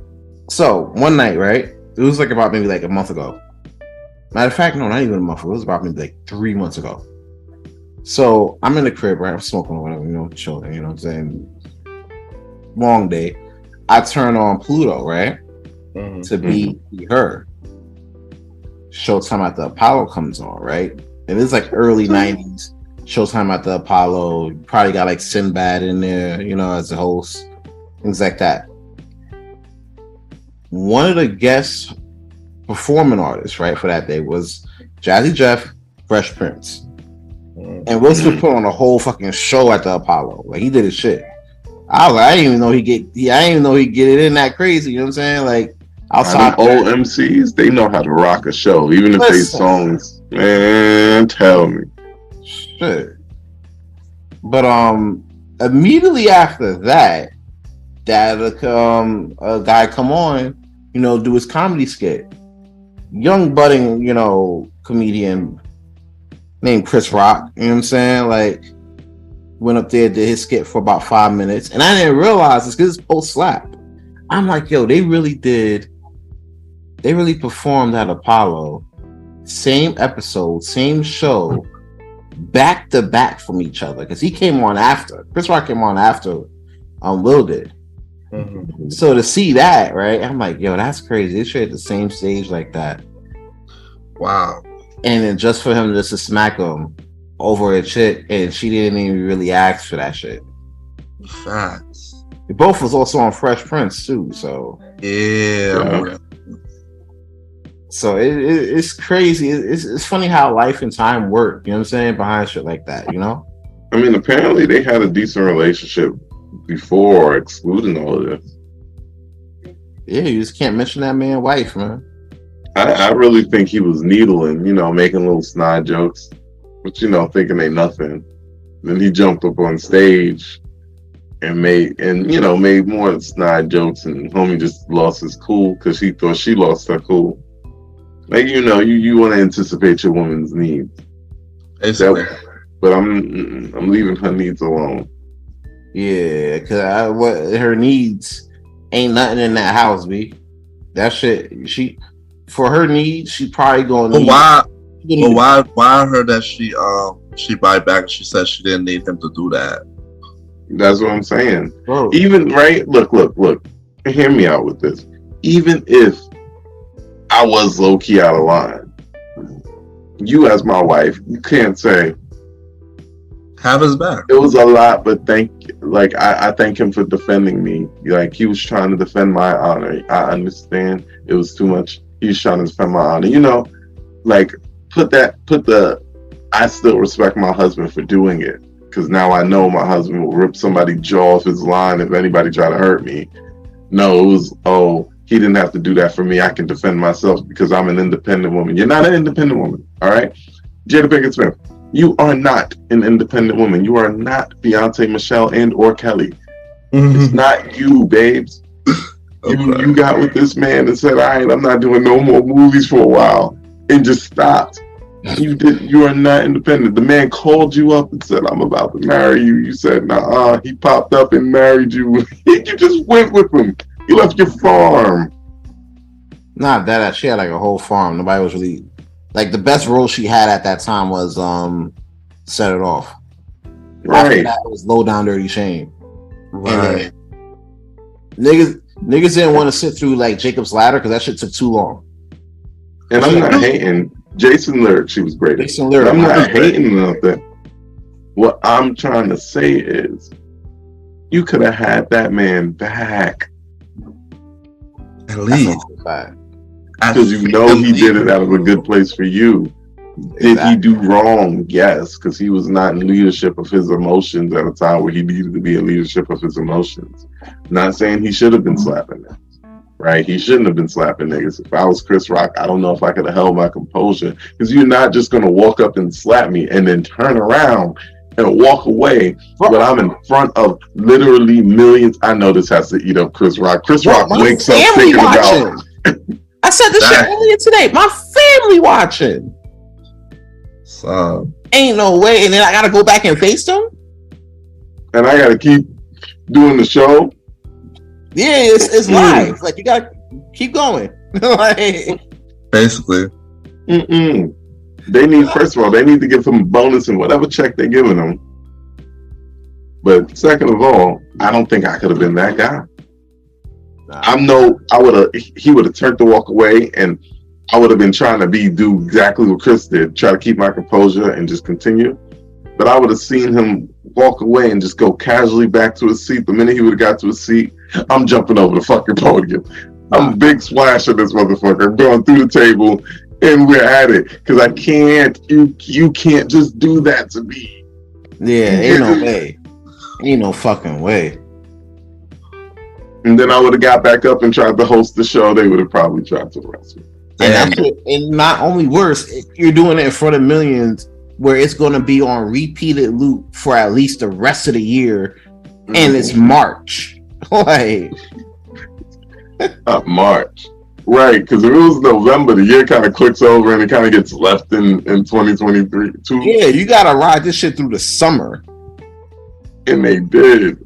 But the good news about it's not all bad news, because Chris Rock actually is coming out with a Netflix special. Actually, the first Netflix live streaming special.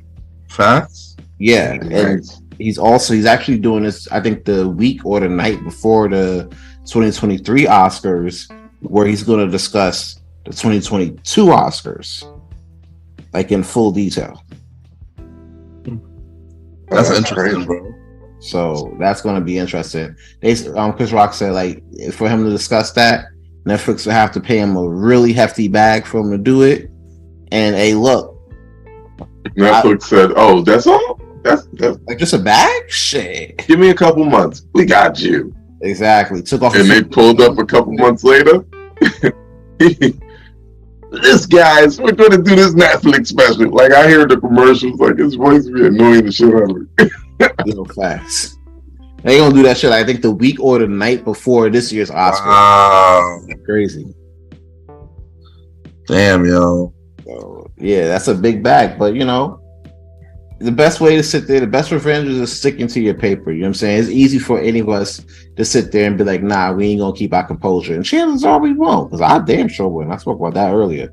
If you smacking me, listen, 24 to 48 hours, your career will be the least of your problems. So it won't even matter that you can't come back to the Oscars for 10 years because you might not come you'll back be coming back to life. Worry about no damn Oscars. Life is on the line. Need you to worry about coming from this coma. Exactly. What we got next, Roddy? Number 2. Damn, we almost done stuff. Nick Cannon welcomes his 12th child. Nick Cannon has 12 kids. Yo, we sponsoring the sponsors for this countdown for each topic is for Nick Cannon. Shit. Yo. Ain't no fucking way, bro. Mad fucking kids. Yes, 12. He already admitted the kids have the same birth year. Yeah. I think one of those kids' names is Zillion. I think after like the 5th or 6th kid, you start to run out of names and shit.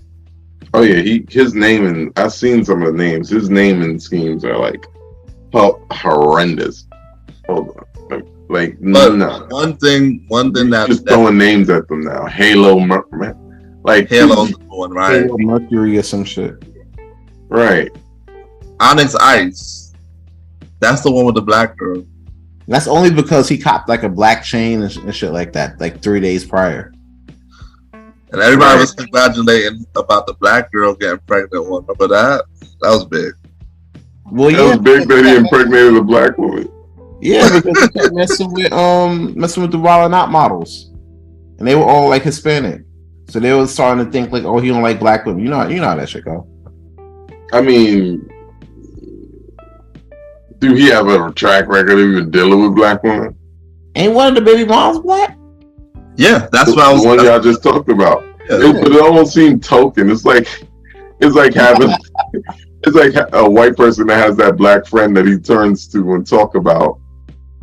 He was like, well, my best friend's black. That's Mhm. what it is. My fifth baby mama black. Right.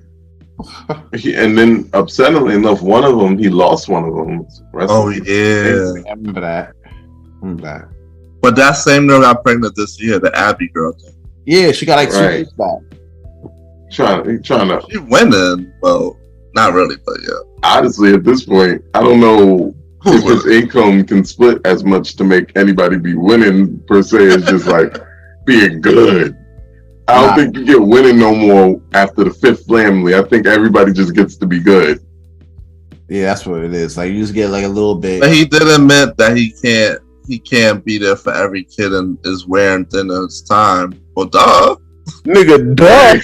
The fuck? Nigga, anybody could have told you this, bro. Like, well, nah, you know, Father Abraham. A lot of these ladies was like, oh, well, he's making time for these kids. He's gonna make time for these kids. You know what I'm saying? A lot of these I am the table ladies was saying that, oh, he'll make time. You know what I'm saying? Because he has money, so he'll be able to fly around and make time and do all of that. That's not always true, especially if you're a guy like Nick Cannon who's hosting like 8 shows, executive producing like another 30 shows. You know what I'm saying? Like, Right. Then he had a talk show for like all of like 2 months. Yeah, I remember that too. I think his talk show went away when he started talking like Kyrie's little post. We ain't gonna talk about that. He also apologized to media.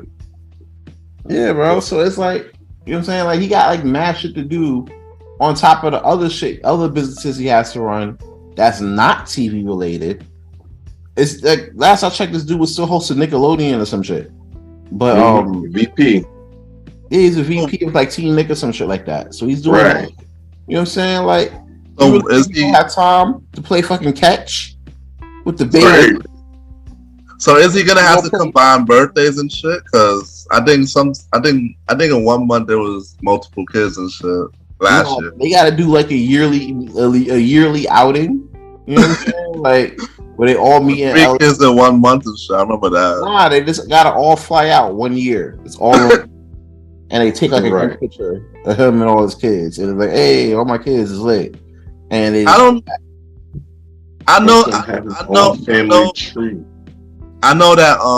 that's not possible, but maybe he could get a big ass mansion and have everybody spend a few days. I don't know. I wonder if he knows how many goddamn grandchildren he just made. like 30. He's having one of those families like they had in the South back in the days where we came from later on. Right. Yeah. Right. You got that one grandmother who had like about 13, 15 kids and shit. Right. And you got cousins that you don't know that you got until you pull up on them at the family reunion, and you thinking like, oh, that's your cousin's friend. Mm-hmm. So you trying to pull up, come to find out that's your cousin. Like, what the fuck? That sounded personal, actually. Nah, that happened to me. But I heard Like, there's just certain places I'm not going with the intention of trying to get some coochie. A family. no, because you gotta understand, like you could be at a family reunion, and then you gotta ask questions, bro. Like, yo, who cousin's that? But one thing I want to know: if you at the family reunion, I'm not trying to fuck on you. Period. Like, you are the family of somebody here. Is the basically? I never think about that. You are not. You are somebody's girl. I'm thinking about that too. Bro. No, nobody. There's not a bunch of single people pulling up to random family reunions. No. But you think about it though, isn't that's how Nick Cannon kids gonna be though? Cause there's like 30 of them grandkids, bro. Ain't no fucking way. It's gonna be a lot. They gonna have to keep a book. They gonna need DNA scanners before they have sex with you. Nah, that ass. My son is gonna be the new Genesis. Is God telling him to do something that we should be paying attention? No, what I want to know him, Kiki Wyatt. Who else? Who else is on there? NBA YoungBoy, Future. Future for sure, yeah. The Future, I think, is on his 14th kid. I think he's the only person that's possibly passing Cannon. That random angry guy.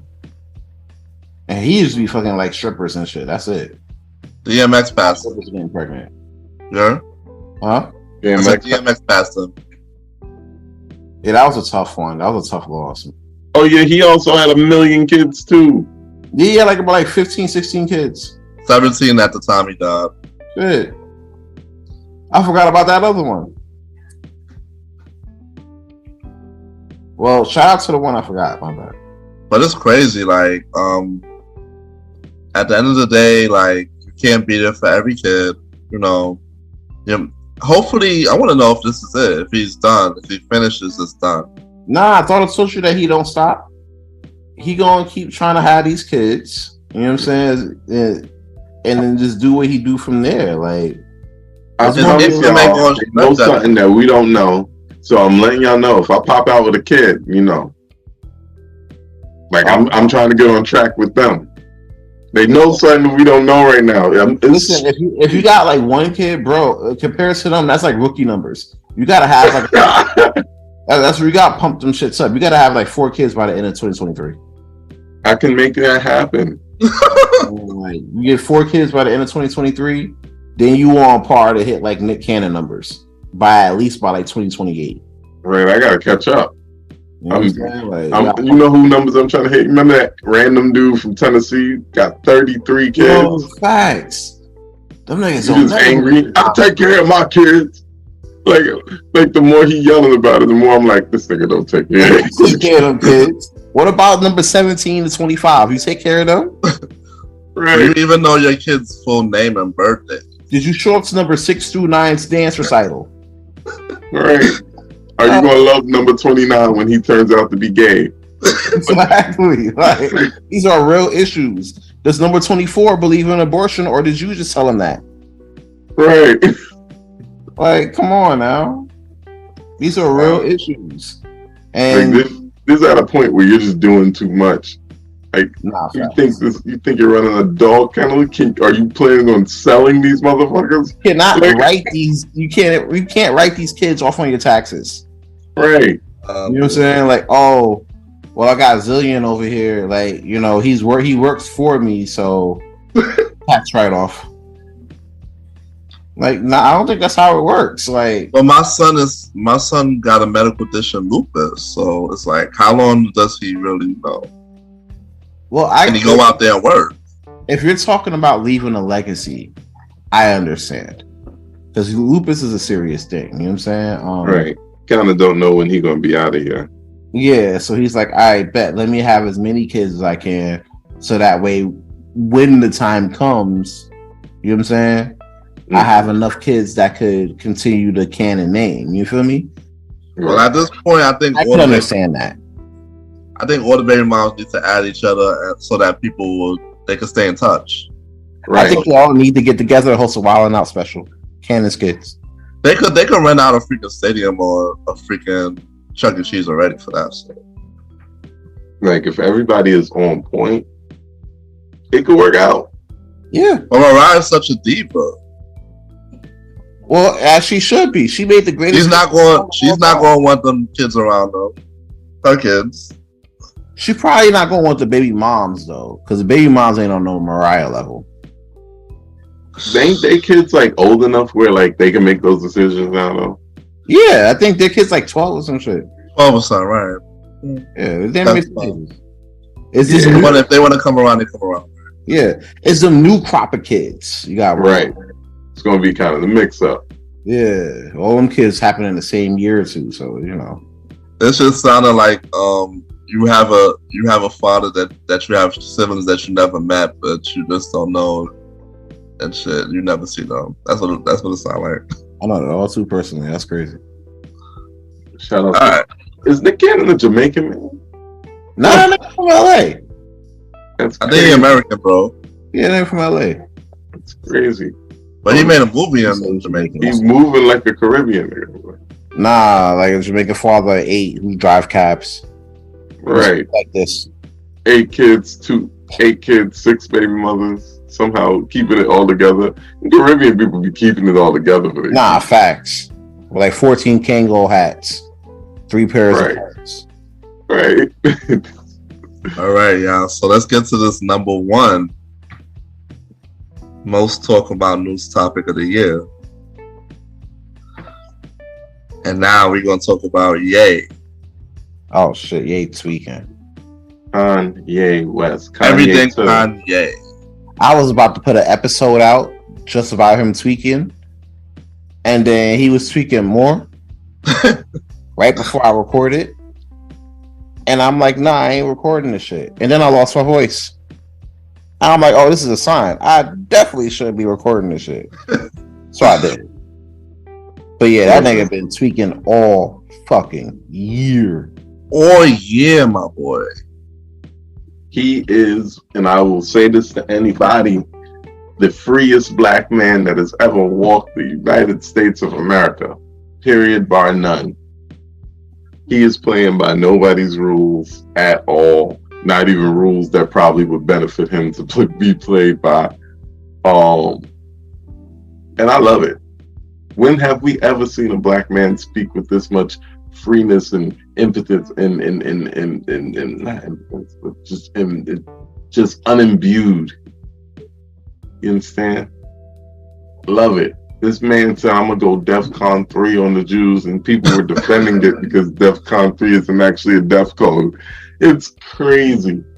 Every man walked into Gap and had them really put all his clothes in garbage bags for sale.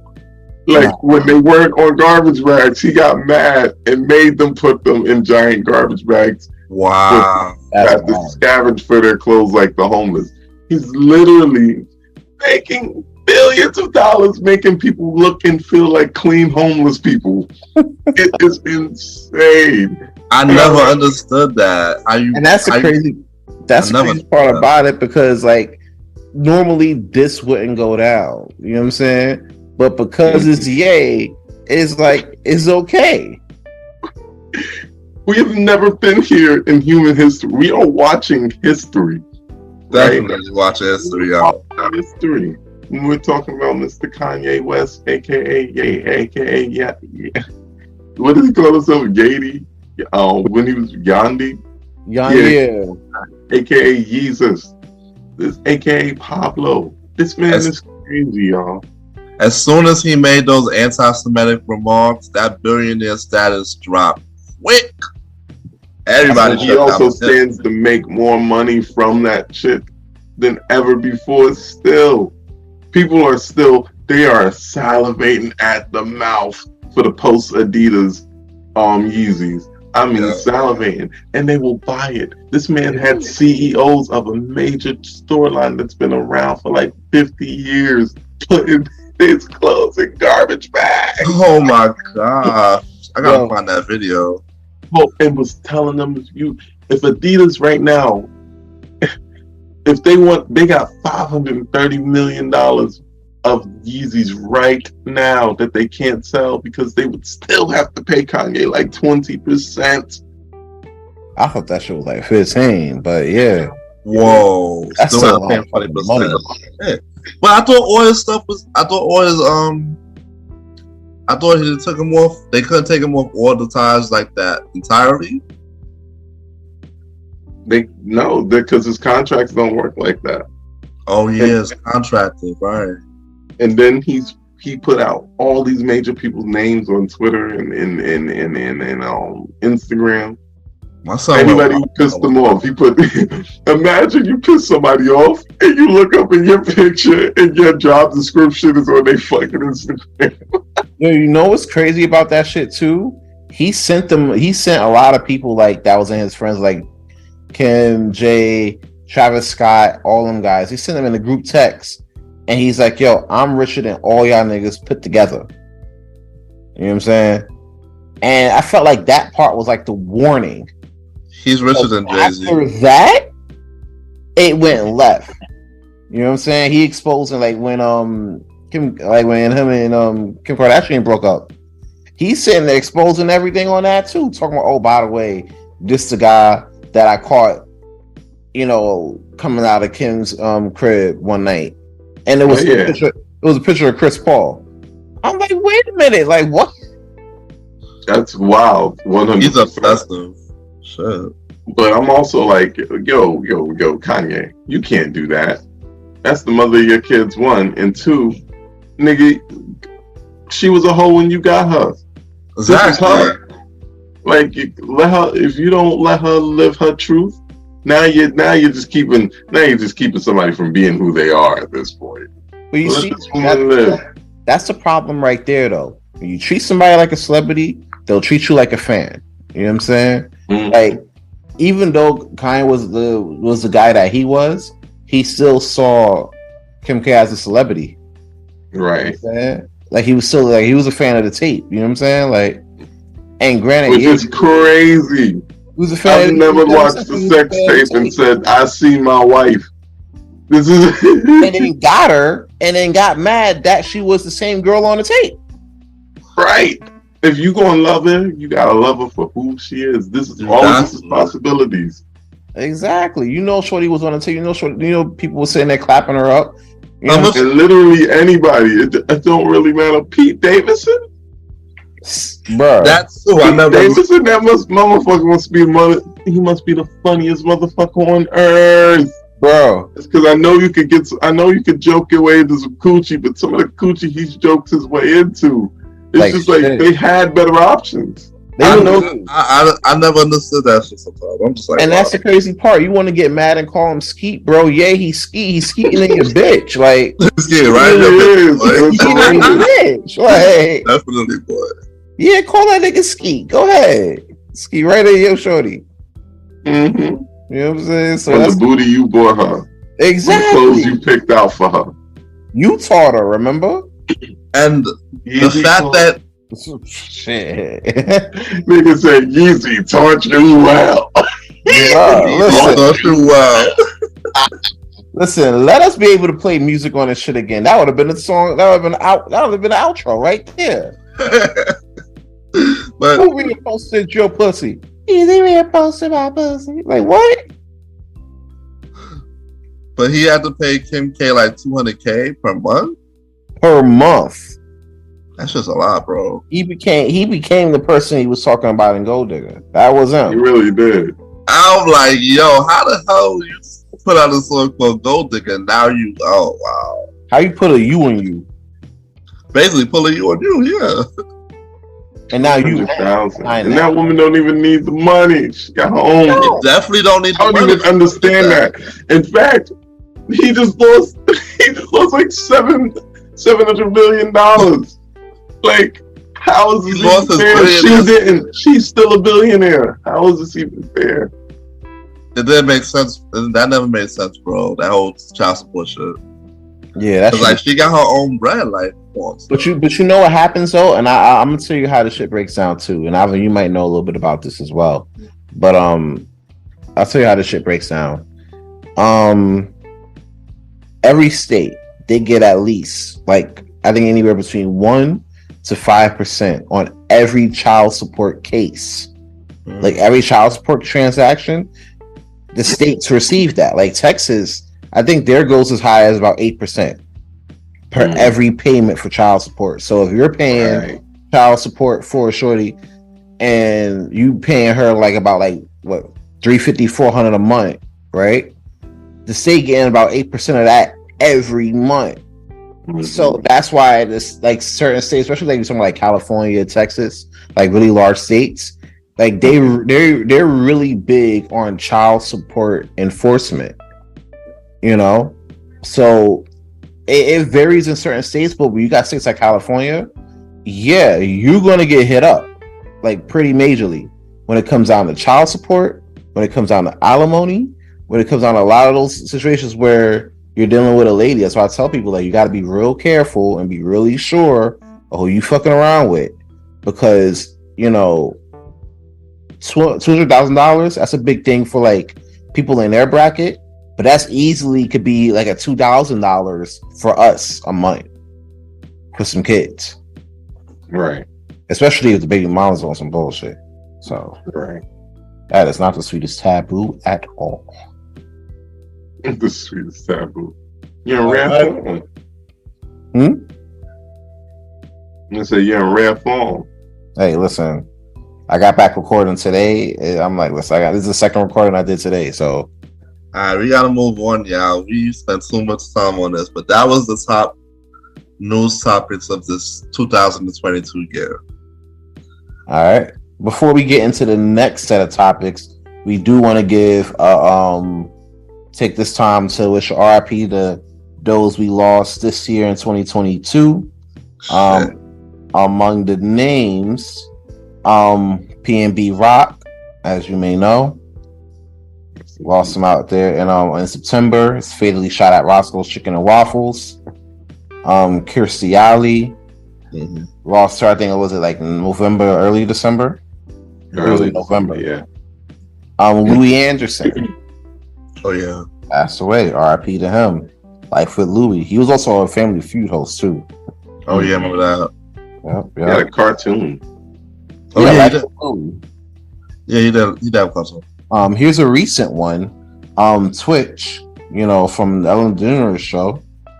He recently passed away, committed suicide and everything. We never saw that one coming. Tracy Braxton, right? That happened in March. What else we got? Pat Carroll, who was the voice of Ursula in The Little Mermaid. You know what I'm saying? Aaron Carter, he passed away too.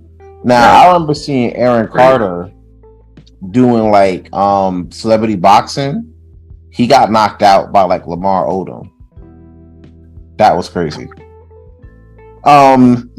Jason, that's Jason, not what you want to bring up when we doing this in memorandum. Nah, don't do that. Yo, Let's bro, I did not want to laugh. Nah. Aaron's party though, that was a good one. You know what I'm saying? No. GJK Slay, he passed away. You know what I'm saying? Like, that was tough. That was tough. Coolio, right? Freaking Coolio.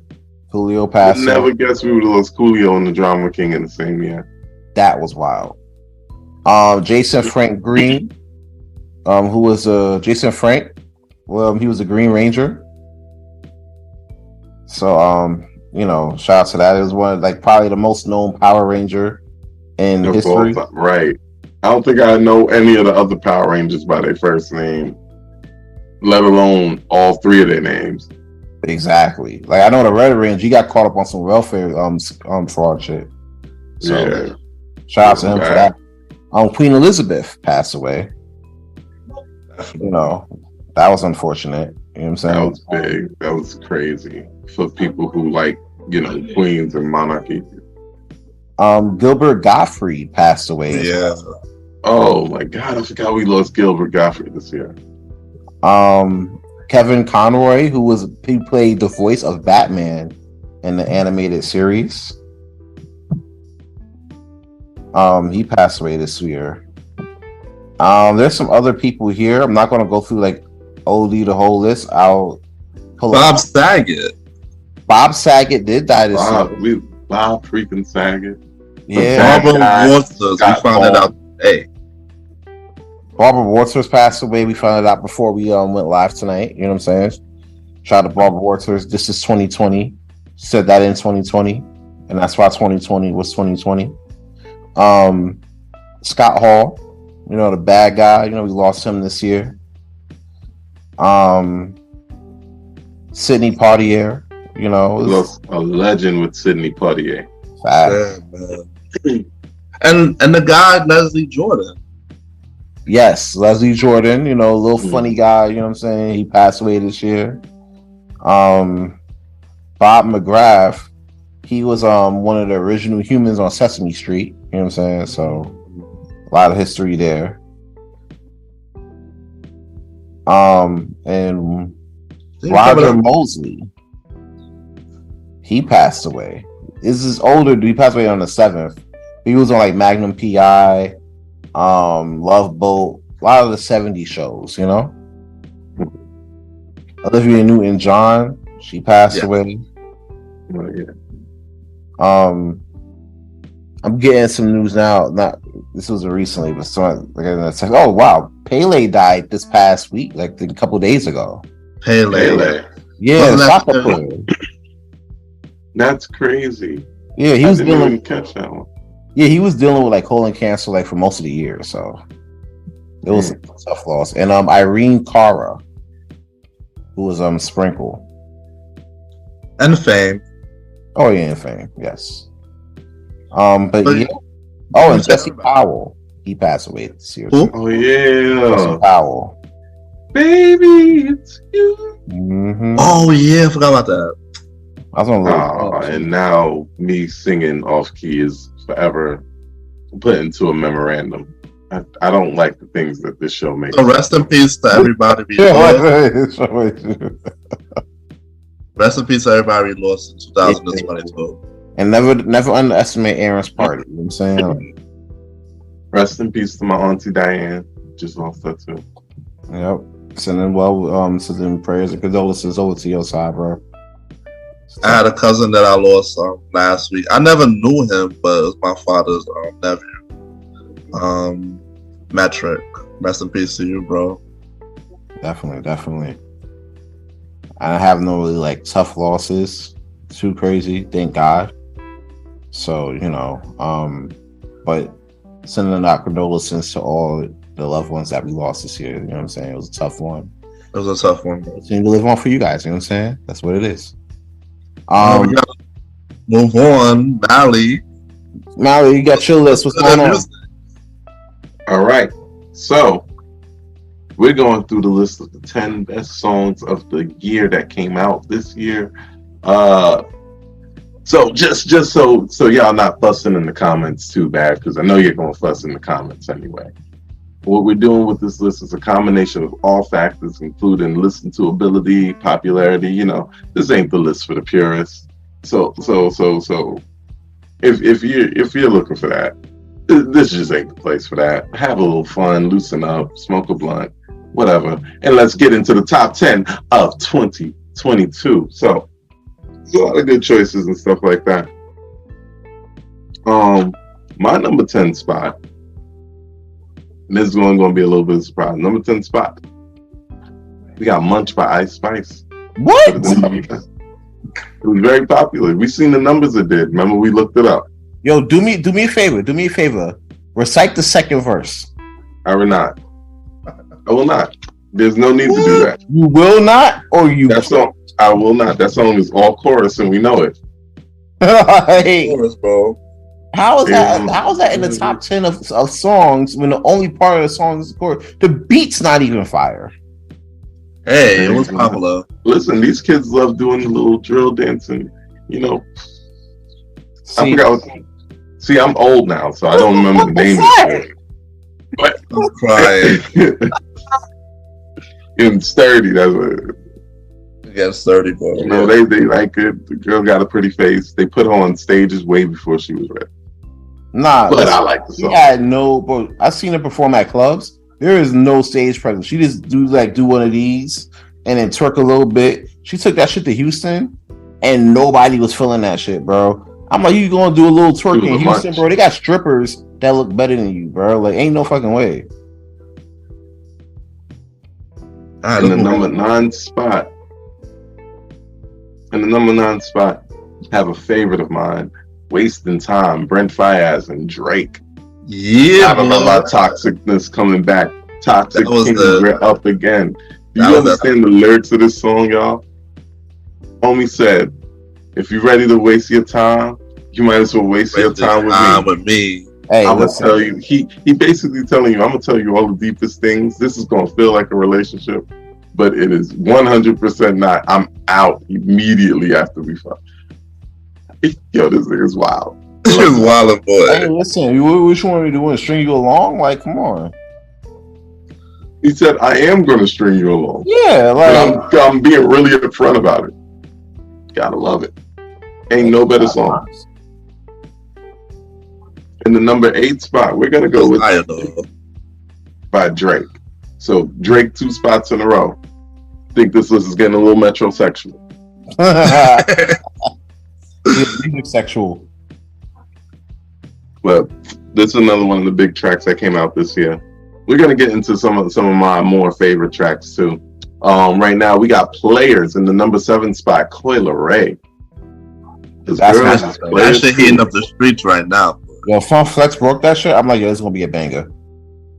Listen, anytime you sample the message, I don't think anybody who sampled the message has had a bad song. Right? Shout out to Diddy and Mace. Facts. All right. In the number 6 spot, we got Tomorrow too. That's Glorilla and Cardi B. Glorilla makes me laugh because all of her choruses are really, really direct. Nah, facts. Yo, she wild as shit. I heard her talking about how she like when a nigga be nutting on like food products so she can eat it. Wow. That's a lot. Bro, I heard that shit, bro. There's a whole video talking about that shit. I was like, wait a damn minute. Shaq talking about, oh, I want to marry her. I'm like, yo, y'all wild. What is this year? This nigga said, I want to marry her. Oh my god. What do you have aspirations for? Nigga, is this on your secret list? I'm like, Shaq, you sponsor like every product known to man right now. And you talking about like, yo, Glorilla, I want some of that. Like, that's me right there. Like, what the fuck? Yeah, this boy is weird. Like 2023 going, it's gonna be an interesting one. It'll be an interesting one. I can sell. Shit. I be smoking weed. Like she sounds so weird. Like she bad southern. All right. In the number 5 spot, we're gonna go with "Cuff It" by Beyonce. This one was one of those ones that TikTok kind of let you know was kind of fun to listen. Yeah, I ain't gonna hold you. Like I'm still gonna be on this point, and my girl probably gonna be mad because she's a big Beyonce fan. I don't give a shit. She's overrated as fuck, bro. But I'm real tired. Yeah, nobody's disagreeing with that. Oh, okay, cool. Yeah, I just what you thought I was gonna argue against that? Yeah, I thought I was gonna get a debate real quick. You feel me? Like I'm like, wait a minute. No, not at all. Nah. Go ahead, bro. One of my biggest things is that I hate when TikTok, right? Like have songs and then they tell you, oh no, you should like these songs, and niggas like it, and then don't hear the second verse of that song.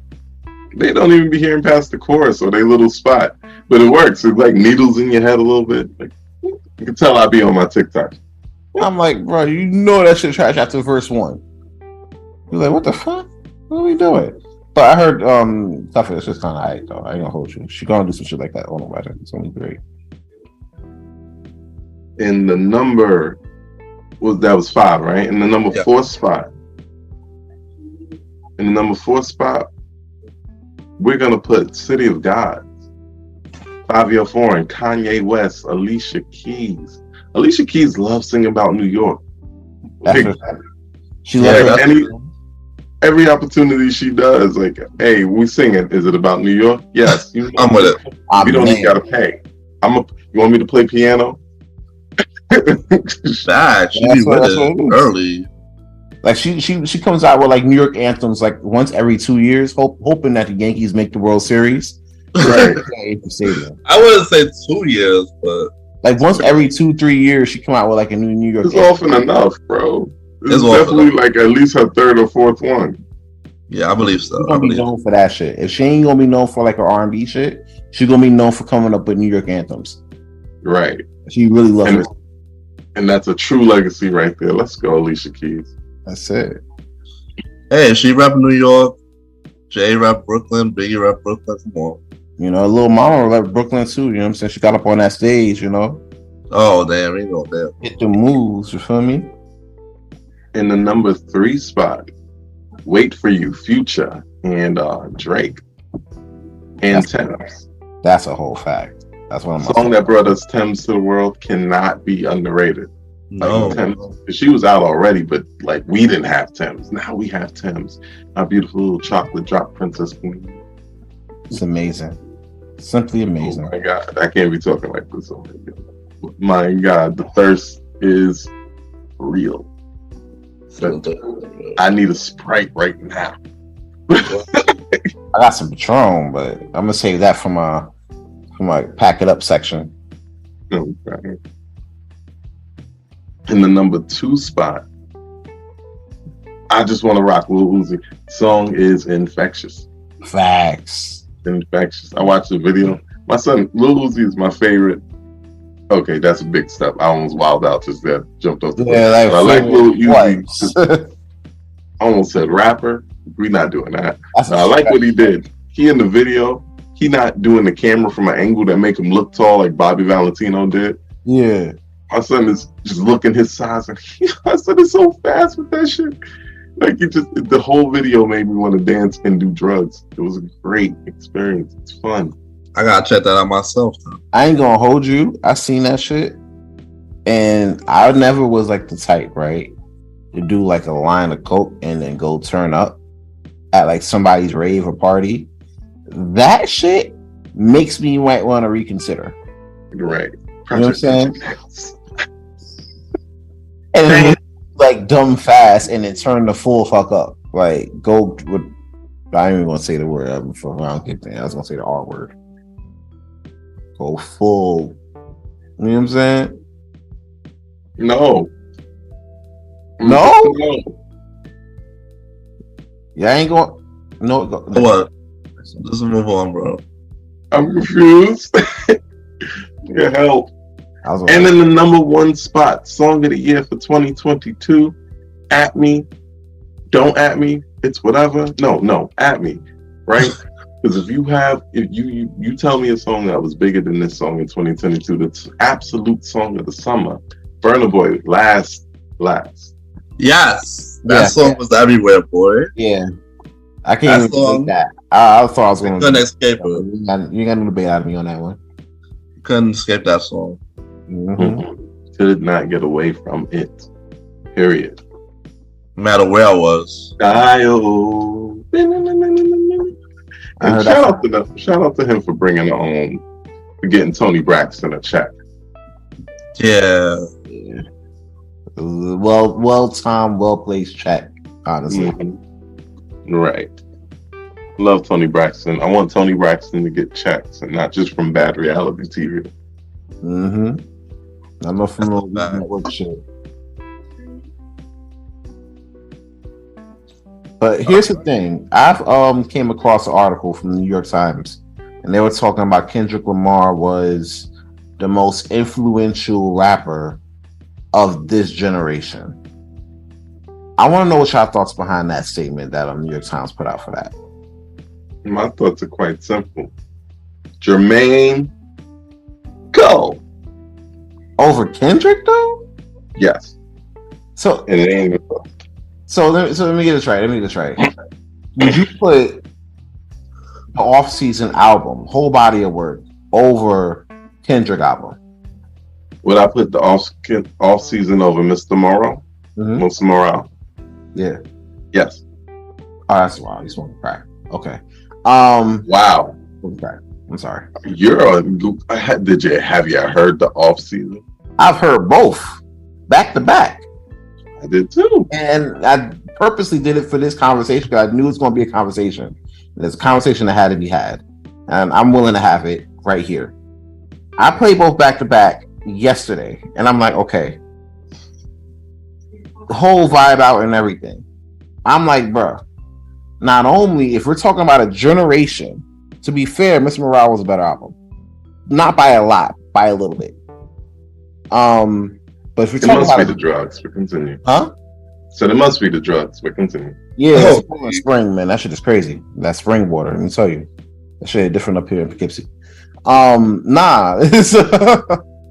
But if you're talking about like a whole generation, you know what I'm saying? Yeah, I can see why you would say Cole, and I understand it. There's two other artists that I would have over him though. One clearly is Kendrick. Over the course of the 10 years, he's put out consistently up to par work where it's damn near critically acclaimed. Not only critically acclaimed, but like critically acclaimed on a high level of like Smithsonian type of experience. You know what I'm saying? Not to say And J. Cole was not? not according to Smithsonian. The hell? Not to say the work was mid. I'm not saying that. I'm not saying Forest Hills Drive was mid. I'm not going there. But Kendrick's work is being regarded at a higher level than Cole's right now. Hell, I'll even do you one better, and this one's going to sting a little. You ready for me? Yeah, we ready for this.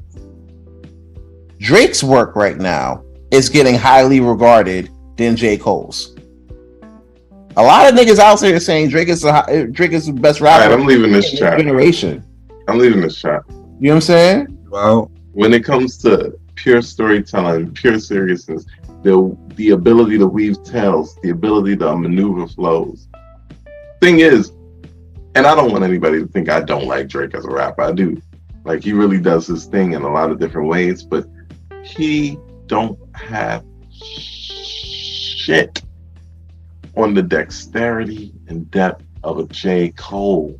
And look, and I understand, and I could agree with that on that end. Like skill wise, yeah, Cole over Drake. But when you're talking about reach towards the masses, I don't know. Like I feel like people will pop up more to a Drake show than a Cole show. Bro, it's Drake. Like everything on drugs. Cole been commanding his own career for the last umpteen years, just walking around being J. Cole. And there's nothing wrong with. Listen, I'm not taking that away from J. Cole, like where he could move around. What I'm saying is, there's a comparability there. There's comparability there. Like Cole and Drake, they can be in the same rooms. The thing is, Cole don't make the same music Drake does. Drake makes music purposely to be popular. Cole makes good music hoping that it will get popular. That's true. You know what I'm saying? And like I said, And it breaks the zeitgeist from time to time. like, all right. So real quick, talking about off season, right? Let's put off season. I'm not even going to do off season against Honestly Nevermind because I thought Honestly Nevermind was like mid. yeah. So we'll go with like his last shit with 21, Her Loss. Right. Side to side, what's your thoughts? Off season versus Her Loss? Yes, Side to side? side to side. There's no comparison. First of all, it's two different types of albums. That's not a fair comparison. But second of all, if you take away the things that make them different and watch the things that would keep them the same, like beat selection, topic selection, depth, dexterity, wealth of lyrical combos, things like that, J. Cole swept them both. And I like them both. Yeah. You know, I mean, 21 Savage, I want him to talk about more things, but I like his little flow, everything, but the flows that Cole was pulling out on off season. I could listen to that album and float away, bro. Are you kidding me? To be fair, not like I said, to be fair, I could literally do that immediately after this pod, put an L in the air, and then put on Call of Duty and then be lit. That's crazy. I honestly, and it's the thing. Like, I don't want to take nothing away from Cole and his ability, because yeah, that's like a top 3 rapper out right now. You know what I'm saying? And I would say they're tied for like number 2 between Kendrick and Cole. You could take and replace one depending on the day. You know what I'm saying? I want to go next. Roddy, what you got? All right, so how I feel about this. Kendrick is nice, but I have to agree with Mally on J. Cole for this one. His wordsmith and his ability to storytell is definitely top tier, more than Kendrick. He seems more like he can rhyme and stuff. Kendrick is nice, but he's more of a performer type wise to me. I get that vibe from him. But Drake is so versatile. I can't even put him in the generation, because he just makes different types of albums all the time. Like, he put out that album this year, Honest Nevermind, and then he put up this rap album with 21 Savage. Who knows what he's gonna do in this new year? That's the thing. And I feel like when you're talking about leading a generation, I feel like in order for you to lead a generation, you gotta have to reach for the generation. You know what I'm saying? And as much skilled as J. Cole is, and as much as performative as Kendrick is, none of them both have the reach that Drake got. Is he a music sexual? Yeah, of course. You heard that Honest Nevermind album. Just change that shit to Drake the music sexual, and then just put that shit out. You feel me? But when you're talking about the reach of like this group of kids, this generation, yeah, bro, Drake, Lil Baby, and who was it? There's another young dude out here. Fuck, I forgot his name. I'll get to it. They really comparing Lil Baby to Tupac. That's what I'm saying. That's what I'm saying. Oh, and Gunna. Yeah. So you got Drake, Lil Baby, Gunna, right? These three acts got this generation's ear like crazy right now. You know what I'm saying? So yeah, even though we got skilled and performative artists that are 10 times better than Drake, yeah, Drake might have the generation's ear right now. And it's weird. It sounds weird, especially when you're having conversations about Lil Baby being compared to Tupac, but it's not that far out of the possibility. It's like they said they compared him to Drake, Tupac. That's crazy. It's wild. And like, you don't even have a body of work that would lean you towards that. People who compare Lil Baby to Tupac haven't heard Tupac.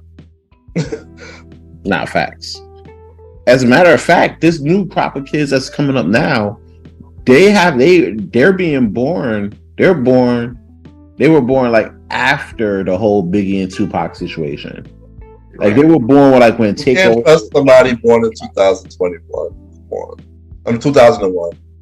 You can't trust somebody born in 2001. They don't know nothing. They don't know nothing. Yeah, they listening to NBA YoungBoy. Shit like that. They say that's hot. All right, so we're getting into the final section of the podcast right quick, and you already know what it is. We've been waiting a whole year for this situation. It's about to get crazy. We're talking about this right here. Pack it the fuck up section. Got a list. I made a list over the course of the year, especially during like my King Talk days. I made a list of people who could get packed the fuck up and left in 2022, like Kevin McAllister in Home Alone. All right, let's fuck around, just leave him here. Fuck it. All right, start from the bottom, work my way up. First person, Diddy and his new single. He kept doing the whole fucking most, trying to treat what's her face like it's Shorty Doo-Wop or whatever, bro. That's a side chick. Just say so. Just say right?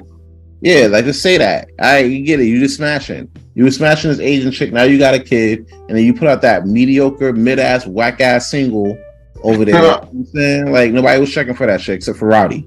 All right? Pack that shit up. You know what I'm saying? Second person on the list, Sweetie. Bro, talk about flop. All right? I never want to hear somebody say, oh, niggas is mad because women's rap is taking over the game, bro. Ain't no way you got 2 million followers and only sold about 20K. Ain't no way, bro. You can't tell me that. You can't do shit like that and then tell me, oh, women's rap got the whole game on lock. There's really only 3 women artists right now that's really killing the game. You know You got Nicki, Lotto with that big energy shit, and Cardi still. And Cardi's kind of teetering right now because she's scared to drop that second album and fear that shit gonna flop. You know what I'm saying? So yeah, Sweetie started off the trend for that shit for like artists, like especially like when artists not hitting those marks that they should, especially with the following they got. That shit ain't make no sense. Pack that shit the fuck up. You know what I'm saying? I just got a text saying because it's gonna flop. Shit, it might.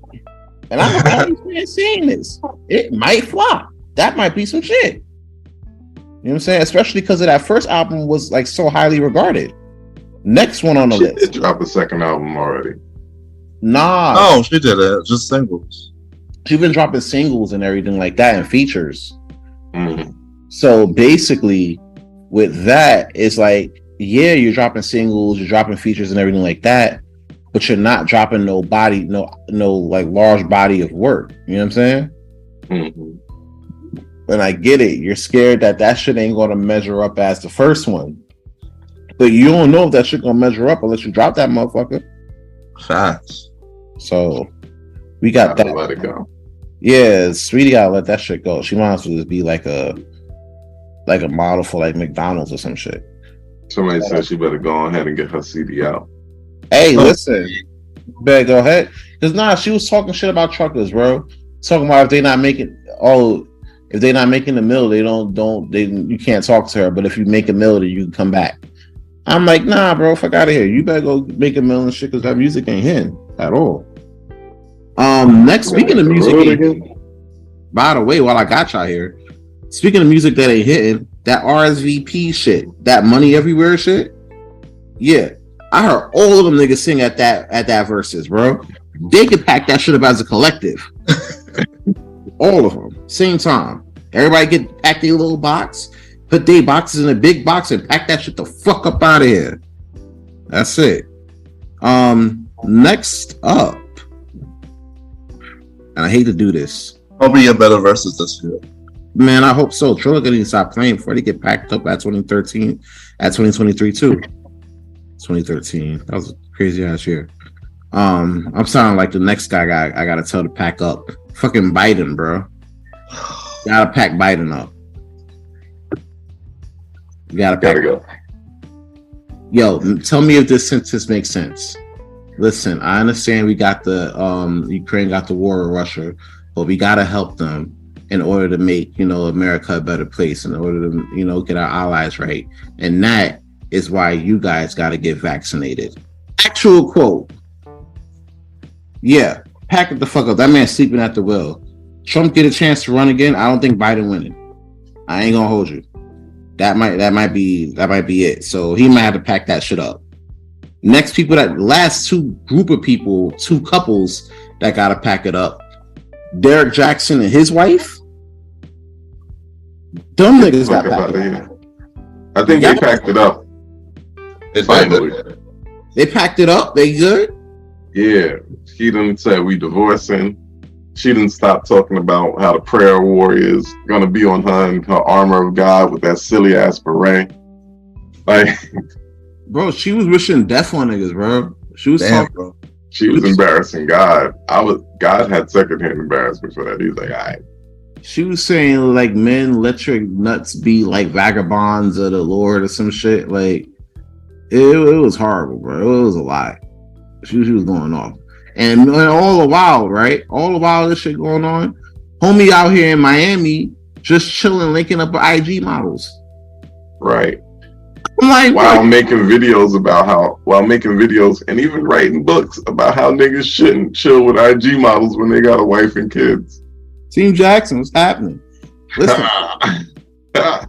bro, that's the thing. Like, you over here making these videos and you at Art Basel pulling up the most accessible of places.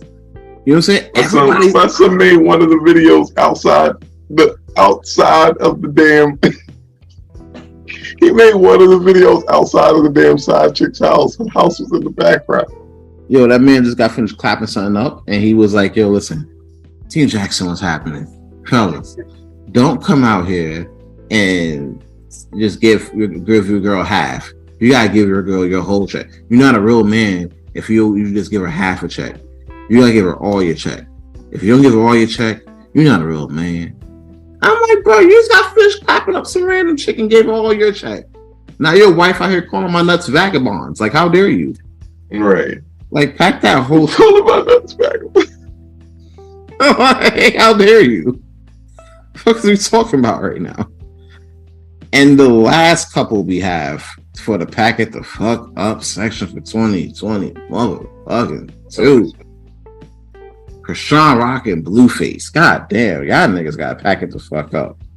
I ain't never seen a couple go crackhead so fast. I thought the Bobby Whitney transition was tough. This shit, Right. It's like the accelerated version of this shit. You know what I'm saying? Like, it's like when you go to college, you know what I'm saying? You go to like one of the accelerated colleges where you gotta do the whole course in like 6 weeks. Mm-hmm. That's how that whole shit went. Like, if 2020 was a couple, it'll be those niggas. You know what I'm saying? Like, it'll be those two niggas, bro. Definitely, for sure.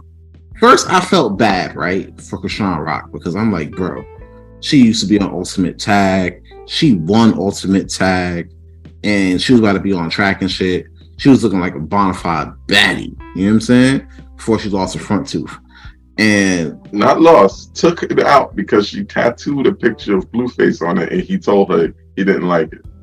Oh yeah, so he had to be like, yo, get that shit up out of there. And she just did. Because, you know what I'm saying? Because, when you lack the options that you think you have, it's like, I bet, maybe I got to make this move real quick. Whoop. You know what I'm saying? So she was looking like a whole snack, bro. And then I felt bad because next thing you know, she came across this dude and it fucked her whole shit up. You know what I'm saying? Fucked her whole fronts up. She gained like 50 pounds in like fucking alcohol weight. You know what I'm saying? It was looking crazy. Then I felt bad for Blueface because he was catching like a whole bunch of shit from the family. She be beating on him or whatever like that. I'm like, yo, damn, that's crazy, bro. See, man, we don't get no respect because shit like, you know what I'm saying? Shit like this. Mm-hmm. And then like 2 days later, I'm like, yo, you know what? Yeah, bro, both of them are ass, bro. Like, both of them are mid as fuck. Like, you don't like not. You're at a point now where you're not known for your music or however lack thereof was that. You know what I'm saying? You're now more known for wilding out with your shorty. Right. You know what I'm saying? And doing fuck shit. So yeah. And then people talking about like, oh, you should feel bad for both of them. Like, nah, it's the life they chose. You know what I'm saying? They both wanted fame more than their careers, and then that's how you landed there. So yeah, for them wanting to be trash as shit or express a Train Express version of Bobby and Whitney, yeah, y'all gotta pack that shit up and leave it in 2022. Pack it all the way up. I don't want to hear about her getting beat up no more. I don't want to hear about him getting beat up no more. Pack it all the way up. Pack it up like she packed up her figure. We are fucking tired.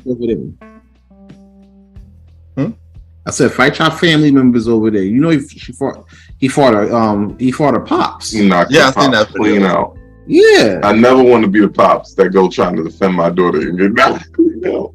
Oh my god! You got knocked out on Zeus, bro. I gotta kill you. Like, I have to take you off this planet because I can't go. If I ever go to try to defend my daughter and I get knocked out in front of her. Bro, you got knocked out in front of her on the streaming app, bro. Which is my boy Charleston White said, shoot the motherfucker with the camera. Hey, listen, that shit going on Zeus, which is going on Facebook. Me and Babies got finished watching some shit on Zeus like 3 hours ago. So yeah, that shit, bro, like that's gonna be all over. So you could imagine being that guy and going through shit. And the worst part about it was they started the shit. They pulled up on him. Yo, that's crazy. So yeah, they gotta pack it the fuck up. Leave it out here like that. What's your thoughts on the pack it the fuck up list for 2022? I certainly agree on this shit. All of it. All of it. Biden, Krishan, Blueface, get them out of here. Yeah, you got out of here. Biden said we going to war to Ukraine because y'all not getting vaccinated fast enough. That shit. I'm like, yeah, you gotta go after that, bro. That's it. You fall I asleep. can't with him. Nah, that's it. And that is what I call that for episode 1 of season 3 of the Premier Boys podcast. Definitely out here doing it. I want to thank everybody for tuning in, checking us out. Make sure you like, share, and subscribe. You know, all the streaming apps that we on. You catch us up here next week. You know what I'm saying? With more antics, more topics, and, you know, more craziness, really. But until then, you can follow me at Aaron Sands Premier, link in the bio. King Talk Sands on Good Pods, link in the bio. King Talk Sands on Twitter, link in the fucking description. You already know what it is. You already know what time we going at. King Talk next Friday, new topics. We're talking a whole bunch of shit on Friday. We're going to go from there, see what happens. But until then, it's Aaron Sands Premier, baby. King Talk. Close it out, guys. You already know. This your boy, the Star Roddy Rod. No, this is our recap of 2022. I hope you enjoyed. You can follow me at the Star Roddy Rod on Instagram. So check me out. Keep me updated. Follow for the updates on me and everything I do. You know, got some new stuff coming for 2023. You just gotta stay tuned. Over and out. And you already know what it is to close it out all the way right here. Long live the chief. They call me Malimal. Now that 2022 is over and everything that comes with it, we are back on track. The world's about to change real quick. So they call me Malimal on everything. All right? They call me Malimal. I'm not going to insult your intelligence by telling you how to spell they, call, or me, but Malimal, M-A-L-I-M-A-L. Long live the chief, be fruitful, be prosperous in this season. Habari Gani, happy and joyous Kwanzaa. Celebrate the 7 principles, y'all. Peace. All right, you already know what it is. 2023 is off to a great start. But remember, only you can control the outcome of what this year brings to you. And if you even make it to what's going to 2024. Wow, that's crazy. Doing way too much right now. All right, but in the meantime, hey, listen, to the meantime, we'll see you next week. It's your man, Aaron Sands. It's your boy, the Star Roddy Rod.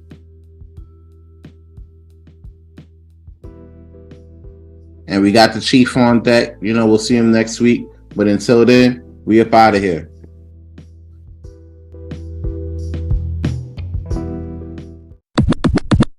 Hello, everybody. This is your boy Ken, aka Mr. Gentleman, 1/4 of the Premier Boy podcast, and also the host of Mr. Gentleman Lifestyle podcast. And I just want to take the time and apologize to all of our listeners for the Premier Boy podcast. For leaving the show. You know, I never really gave y'all a real explanation of why I left the show. And the reason why, you know, I was doing a lot. I was really burned out and I was really stressed out. So I had to take a mental break from the show. On top of that, like I mentioned on other, interviews, that we had a mini clashes, and even though we took our long time off, we are good now. We took our long time off right now. We are back. So shout out to my brothers, Aaron Keto Sands, Star Roddy Rod, and long live the Chief Malimal for killing it on this season 3 premiere. It's good to hear us back on the air. But the question y'all do probably wondering, when is going to be a 4-man group again? When is Ken, aka Mr. Gentleman, coming back? And I could give you an answer to that right now is I am coming back. When I'm coming back, you just have to keep listening to the Premier Boy podcast.